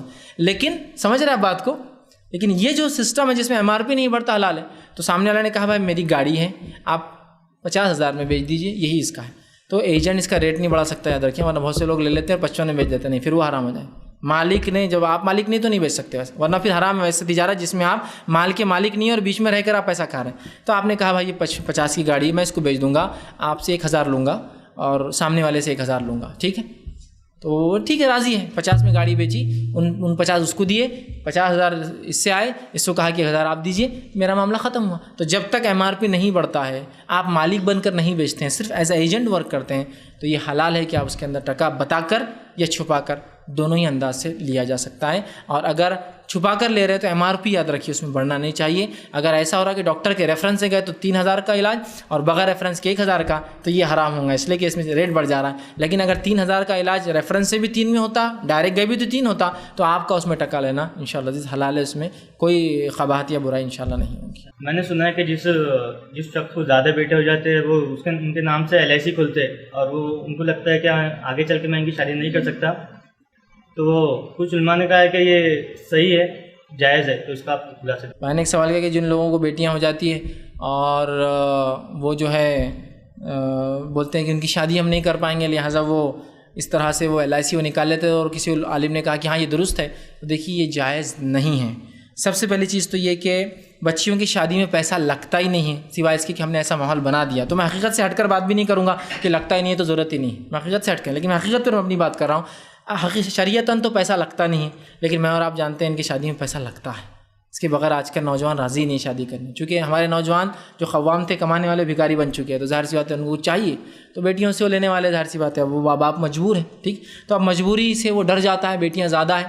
تو سب سے پہلے یاد رکھیے بیٹیوں کو باپ کمزوری کیوں سمجھتا ہے اپنی. میں کوئی بات سمجھ نہیں آتی. کل مجھے حال ہی میں میرے ساتھ ایک واقعہ اور بڑا مجھے عجیب لگا اس واقعے کو سن کر، کہ ایک صاحب تھے، وہ 2 لوگ بات کر رہے تھے، میرے سے کوئی ڈائریکٹ کسی نے بات نہیں کی، وہ آپس میں کر رہے تھے. سن کے تعجب ہوا، ایک شخص آیا اور آ کر جو ہے میرے ساتھ میرا لڑکا تھا، تو کہا ماشاءاللہ بہت اچھا آپ کا خوبصورت بچہ ہے، وہ تعریف کرنے. میں نے کہا ماشاءاللہ، اور وہ رو رہا تھا، اس کو سمجھانے لگا ہوں. تو اس کے بعد ایک دوسرے صاحب، میری سے بات ختم، ادھر چلا گیا ہوں. دوسرے نے کہا رہے بولے تیرے بھی تو بچے ہیں نا؟ بولے 4 بچیاں ہیں، بولے میرے کو 4 لڑکیاں ہیں میرے کو. تو اس میں بولا نہیں 4 نہیں چاہتے کو 5 تھے نا، بولے 1 مر گئی نا، بولے تو بولے کیسے کیا وہ تیسرے نمبر والی مر گئی، بولے بیمار تھی، بولے وہ مر گئی، بولے اچھا وہ مر گئی کا، بولے تو پھر آپ 4 ہیں نا، ہاں آپ 4 ہے بولے اس لیے میں نے 4 بولا بولے تیرے کو. وہ بولنے لگا ارے میرے کو بتایا بھی نہیں یار، تو اتنے میرے ساتھ رہتا کہ تیری ایک لڑکی مر گئی، اس کا انتقال ہو گیا، جو پیدا ہوئی تھی وہ کیا، بولے نہیں پیدا نہیں، بولے وہ 3 نمبر کی، بولے اور کچھ تو بھی اس کو فالٹ آ گیا تھا، بولے دماغ میں اس کے، مر گئی، بولے بھائی بولے ختم ہو گیا. بولے تو مجھے امیزنگ لگنے لگا کہ اس نے جتنی اہمیت میرے لڑکے کو دی، اپنے بچیوں کو بھی اتنی اہمیت نہیں دے رہا تھا. ظاہر سی بات ہے میرا لڑکا تو اس کے لیے کوئی بھی نہیں ہو رہا، لیکن لڑکوں کی جو اہمیت بنی ہوئی ہے ذہن میں لوگوں کی، اور لڑکیوں کا جو ارے یار مصیبت آ گئی ہے تو وہ ذہنیت سب سے پہلے ہو گئی. آپ سامنے یہ خاموخواہ کہا کیا جو 3 لڑکیوں کو اور جو 2 لڑکیوں کو ہے نا، یا 3 بہنوں کو اور 2 بہنوں کو پالے، ان کی کفالت کرے، ان کو تعلیم دے، ان کو تربیت دے اور ان کا نکاح کر دے، وہ جنت میں جائیں گے. جنت پھکڑ چاہتے ہو تم؟ LIC کو دینا چاہتے ہو جنت؟ ہاں LIC کو دینا چاہتے ہو اپنی جنت؟ اسی کا تو اجر ہے تمہارا. تو محنت کرو، کوشش کرو، اللہ ان کے نصیب سے رزق دیں گا تم کو. اگر ان کی شادیاں مال سے ہونے والی ہے اور یہ مجبوری آج کے سماج کی، تو اللہ وہ بھی دیں گا تم کو، دیکھو تو صحیح. لیکن ہم نے کیا کہ اپنے آپ کو رزاق سمجھ لیا. رزق ہم دیتے نا، ہم بناتے اپنا رزق. اب رزق چونکہ میں بناتا ہوں تو میرے پاس تو ریسورسز کم ہے رزق کے، تو لہٰذا مجھے ڈھونڈنا ہے رزق کے. تو اب جاؤ LIC کی طرف. اور پتہ نہیں علماء نے کیسی اس کی اجازت دے دی، تعجب ہے. اور میں بھی ایک مفتی صاحب کو جانتا ہوں، بیچاروں نے ایک بار اکیلے میں بہرحال، یہ کہ پبلک میں تو نہیں کہتے تھے، کسی نے کہا کیا فائنینس پہ گاڑی لینا جائز ہے؟ اب شاید انہوں نے لے رکھی ہوں گی تو اللہ ان پر رحم کرے. تو کہا اگر فائنینس میں ہم گاڑیاں نہیں لیں گے تو انڈیا کی اکنامی کیسا بڑھیں گے؟ میں نے کہا بڑی فکر ہے تیرے کو اکنامسٹ کو، احترام اپنی جگہ، لیکن تجھے بڑی فکر ہے جس چیز کے تعلق سے اللہ نے اعلان جنگ کیا، مشرک کے خلاف اعلان جنگ نہیں، سود کے خلاف اعلان جنگ ہے، اور تم بولتے ہو کنٹری کی اکنامی بڑھانے کے لیے سود لو. تم بڑھاوا دیتے ہو لوگوں کو سود کی طرف. سود کے نقصانات کیا ہوتے ہیں یہ ہم تصور نہیں کر سکتے. معلوم آپ آج دنیا کی بدحالی کی ایک سب سے بڑی وجہ صرف سود ہے. معلوم صرف سود ہے سب سے بڑی وجہ بدحالی کی آج. اور اتنے انسان جو مارے جا رہے ہیں صرف سود کی وجہ سے مارے جا رہے ہیں، اس لیے کہ جہاں سود ہوتا ہے وہاں جنگ اور خون ریزیاں ہوتی ہیں. اس لیے اگر وہ نہیں ہوں گی تو سود پہ پیسہ لیں گے کون اور دیں گا کون؟ جنگ ہوں گی تو لوگ سود پر پیسہ لیتے ہیں، جو لوگ دینے والے بیٹھے ہیں. جنگیں کراؤ، ہتھیار بیچو، وہ پیسہ کریں گے. آپ سب کے زمانے یہودی کیا کرتے تھے؟ 2 ہی تجارتیں تھی. کھجور کے باغات بھی تھے ان کے، لیکن اصل 2 تجارت تھی. ایک سود پر پیسہ دینا اور دوسرا سب سے اچھے ہتھیار بنانا. اوس اور خزرج کو لڑایا، ہتھیار بھی دونوں کو سپلائی کرتے تھے، سود پر پیسہ بھی دونوں کو دیتے تھے. اندازہ لگائی سود یہ سمجھ رہے نہیں سود کے نظام تو دے دیا آپ نے یاد کہ بھائی تیری بچیاں جاؤ تم کر لو LIC نکالو. LIC کیا یہ سود ہے. آپ کو جو 10 سال بعد اتنا مل رہا اتنا مل رہا، اور سود کے ساتھ ساتھ جھوٹ بھی ہے. معلوم آپ کو ملتا نہیں کچھ. امریکہ میں یہ سب پالیسیاں میچور ہونے کا ٹائم تو تھا جو یہ غبارہ پھوٹا پورا. کسی نے 20 سال پہلے جاب کو لگا تھا نوجوان گورنمنٹ جاب پر، تو وہ پیسہ کاٹتا تھا اپنے اس کے اندر سے. کتنا کاٹ رہا ہے؟ $500 پر منتھ. کتنا ملیں گا 20 سال بعد؟ 50 لاکھ، $5 ملین انویسٹ کیا تھا. 5 ملین آتے آتے اکنامی پوری گئی، بیل آؤٹ ہو رہی ہے نا. وہ بیچارے جنہوں نے پورا سرمایہ اپنا لگا دیا تھا انشورنس میں، اور اس میں کہ ان سے ہم کو آخر وقت میں پالیسیز کا ریٹرن ملیں گا. آج بھکاریوں کی زندگی گزار رہے ہو بوڑھے لوگ جنہوں نے پوری زندگی اپنا پیسہ لگا دیا گورنمنٹ کے پیچھے. اوباما گورنمنٹ بول رہی ہے ہمارے پاس اب پیسہ نہیں ہے، ہم خود 1000 بلین لے کے بیل آؤٹ کر رہے ہیں. ایک کمپنی بیل آؤٹ، یہ کمپنی بیل آؤٹ ہے نا. تو سمجھ میں نہیں آ رہا ہم کو، لیکن ہم ہی تو چھوٹے چھوٹے لوگ ہیں جہاں ان کو سپورٹ کر رہے ہیں اس طرح سے. یہ بھی ایک نیا وہ ہے کہ بچیاں بہت ہو گئے تم کو، لہٰذا بوجھ بہت زیادہ ہے، یہ تم نہیں کر پاؤ گے. دیکھیے رزق دینے والا اللہ ہے. اگر اس نے اولاد دی ہے آپ محنت کیجئے اور آپ کوشش کیجئے. اللہ سبحانہ تعالیٰ ان کے نصیب سے، اگر وہ غلط بھی ہے دینا، لیکن کیا کریں گے مجبوریاں دینا. آج کل شادی نہیں ہوتی تو اللہ آپ کو کروا دیں گا اس کا انتظام انشاءاللہ. ٹھیک ہے. اور پھر جنت اسی لیے تو کہا گیا 3 اور 2 بیٹیوں کا. اور عبداللہ بن عباس فرماتے ہیں اگر رسول اللہ سے ایک کا بھی پوچھا جاتا تو انشاءاللہ آپ ایک کے لیے بھی جنت کہتے. اور حدیث میں الفاظ کیا، جو 3 لڑکے یا اپنی بہنوں کی، لڑکی یا اپنی بہنوں کی کفالت کریں، پالے اور پرورش کرے اور نکاح کرے، وہ جنت میں میرے ساتھ ایسا ہوں گا پڑوسی. تو ایک صحابی نے کہا اللہ کے رسول 2 کے لیے کیا ہے؟ تو کہا 2 کے لیے بھی. عبداللہ ابن عباس کہتے ہیں مجھے اس بات کا یقین ہے کہ اگر آپ سب سے ایک کے بارے میں پوچھا جاتا نا تو آپ یہی جواب دیتے تھے. تو پھر وہ LIC لے جائیں گی جنت. کیوں دینا چاہ رہے ہو؟ کرو کوشش اپنے بچیوں کے لیے. لڑکے ہوتے تو ایسے ہی کرتے ہو، لڑکوں کو کیا پڑھاؤں گا LIC نکال لو. لڑکیوں کو حقیر سمجھ کے کرتے ہیں نا ہم لوگ. تو یہ حقارت کی پہلے ذہنیت آپ چھوڑیں، اور دنیا کی جو فطرت ہے اس فطرت کو تو باقی رکھو. یہ بھی ایک شرم کی بات ہے. دنیا کی فطرت کیا ہے؟ چلو مجھے بولو. مرغیاں ہونا، مرغے ہونا، مرغیاں انڈے ملیں گے. بکرے ہونا، بکریاں ہونا، بکریاں. گائے ہونا، بیل ہونا، گائے. ہیلے ہونا، بھینسیں ہونا، بھینسیں ہے نا. بھینس دودھ دیں گی، بچے دیں گی، ہے نا. وہ کلگا تو ایک ہی رہتا بندھا ہوا، ہونا بھی نہیں زیادہ اپنے کو، باندھ کے رکھ دو اس کو، ایک ہی ہے نا. بیل ایک ہی رہتا، لیکن کیا چاہیے آپ کو؟ بھینسیں چاہیے، بکریاں چاہیے. بکری ہونا بکری تو بکریاں ہونا، مرغیاں ہونا، ہے نا. مرغوں سے نہیں، مرغا ایک رہتا اور کئی مرغیاں رہتے ہیں نا، ایسی ہے نا. تو میرا یہی سوال ہے، یہ فطرت کو باقی ہے. لڑکے چاہیے، لڑکیاں. فطرت تو یہ ہے نا، دنیا میں ہر چیز میں فیمیل کی طرف ہمارا رغبت ہے. کیسی عجیب بات ہے نا. تو یہ بہت بری بات ہے کہ لوگ، اور اس میں افسوس اس پر بھی ہے کہ عورتیں خود شامل ہیں. خود عورت کی پیدائش کو کوستی ہے، ساس کوس رہی ہے اپنی بہو کو، خود عورت کی پیدائش کو کوس رہی ہے. کتنی عجیب بات ہے نا. ہم جنس لوگوں میں کیا ہوتا، ذرا تعلقات تھوڑے زیادہ رہتے ہیں نا. مرد ہے تو بولیں گے مرد کو سپورٹ کریں، ایسا ہوتا نہیں. مرد عورت آگے تو اس کو ہی سپورٹ کرتا بہرحال. لیکن عورتوں کو سپورٹ کرنا چاہیے نا. ہم جنس کی جو فطرت ہے، تو ہم جنس ہو کر وہ ساز بھی عورت ہے اور اپنی پوتی کی پیدائش پہ بہو کو برا بولتی.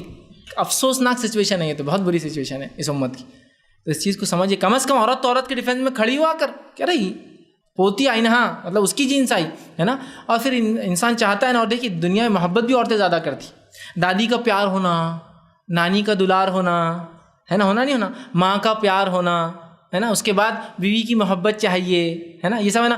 بیٹیوں کی الفت چاہیے جو اپنے باپ سے اس کی خدمت چاہیے. لیکن پیدا نہیں ہونا یہ سب نے. یہ تو دادی بنیں گی، یہی نانی بنیں گی، یہی بیوی بنیں گی، یہی بیٹی بنیں گی نا کسی کی، ہے نا. پھوپھیاں چاہیے آپ کو. رشتہ ہو رہا تو پھپھو نہیں آئے ابھی تک تو رشتہ نہیں ہو سکتا.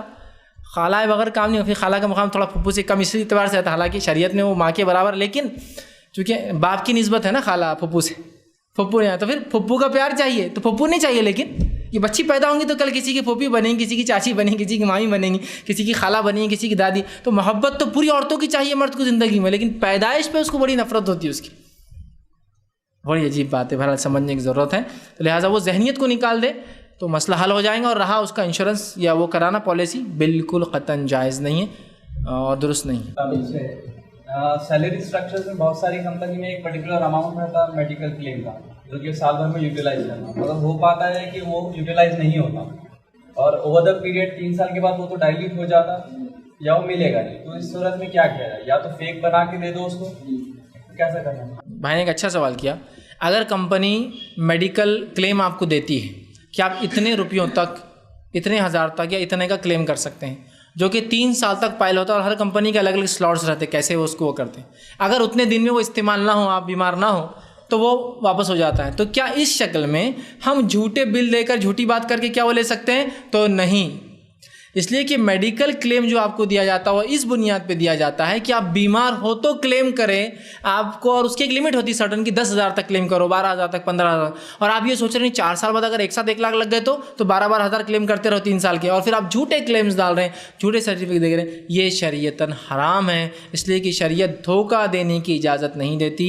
تو لہٰذا جینوینلی اگر آپ بیمار ہیں ودن 3 ایئرس کلیم کرنا ہے تو آپ کیجیے، اگر نہیں ہے تو اس کو مکمل چھوڑ دیجیے. یہ معاملہ میڈیکل کے لیے، چھٹیوں کے لیے نہیں ہے. چھٹیاں بالکل کلیم کیجیے، آپ لیجیے، لیکن چھٹیاں بھی ہوتی ہیں نا آپ کی جمع ہوتی ہے، سال بھر میں لینا ہوتی ہے. لیکن میڈیکل کلیم ویسا نہیں. یہ ایک ایکسٹرا سہولت ہے جو ایک کنڈیشنل ہے. آپ یہ ہوں گے تو یہ ملیں گا، صحت مند رہیں گے تو نہیں ملیں گا. تو لہٰذا جھوٹے بل دینا شریعت درست. دوسرا اس میں ایک اور ایڈ کر دیتا ہوں. بہت سے لوگ ٹریولنگ الاؤنس کا پوچھتے ہیں کہ ہم ٹریول کرتے ہیں، اس کا الاؤنس کمپنی دیتی ہے. تو اب مثال کے طور پر ہم یہاں سے بمبئی جا رہے ہیں تو کمپنی بولتی ہے کہ بھائی ٹرین سے جاؤ. میں ٹرین سے نہیں جاتا، لگژری سے جاتا، اور میں کیا کرتا، بل میں ایڈجسٹ کر لیتا ٹیلی فون کے یا فلاں کرتا. تو یاد رکھیے آپ نے جتنا خرچہ کیا ٹریولنگ الاؤنس صرف اتنا ہی آپ کلیم کر سکتے ہیں. کچھ لوگ بولتے نہیں، کمپنی کبھی بولتی ہے زیادہ ہے کم کر دیتی تو میں اگلی بار ڈنڈی مار کے کیا کرتا، بڑھا دیتا اس کو. تو نہیں، آپ حقیقی طور سے کلیم کیجئے. کمپنی کیوں نہیں دیں گی آپ کو؟ ٹھیک. تو جتنا آپ کا خرچہ آتا ہے ٹریولنگ میں اتنا ہی لے سکتے ہیں. اور میڈیکل اگر ریئلی آپ بیمار ہے تو ہی کلیم کیجئے، ورنہ وہ میڈیکل اگر وہ آپ کا چلا بھی جاتا ہے واپس تو جانے دیجئے. اس لیے کہ وہ کنڈیشنل تھا. ایسا تو نہیں تھا کہ بھائی 3 سال میں اگر نہ ہو تو تم کو پیسہ دیں گے. نہیں ہے، 3 سال میں بیمار نہیں، پھر اگلا رینیو ہوگا آپ کا. تو بہرحال آپ اس کو جھوٹا کلیم کر کے نہیں لے سکتے. بہت سے لوگ کیا کرتے ہیں، اس میں ایک چال جو چلتے ہیں، میں نہیں لے رہا، میرا پڑوسی وہ بیمار ہے اور مستحق ہے، وہ اس کے لیے اپنے بیوی کے نام سے جھوٹا سرٹیفکیٹ. نہیں، اس کی اجازت نہیں ہے. اس لیے کہیں نہ کہ اللہ کے پاس ایک جھوٹ آپ کے نام لکھا جا رہا، چاہے وہ آپ کسی کی مدد میں کر رہے ہو. مدد کرنا ہے اپنے پیسوں سے کیجیے نا، حلال. صدقہ کرنا ہے تو اپنے صدقے کے لیے آپ کسی کو مطلب بوجھ بنا رہے، حرام طریقے سے جھوٹ بول کر لے رہے، اس کی شریعت نے اجازت نہیں دی جا سکتی. یاد رکھیں. ٹھیک. وآخر دعوانا الحمد للہ رب العالمین. سبحان ربک رب العزت عما یصفون وسلام علی المرسلین والحمد للہ رب العالمین.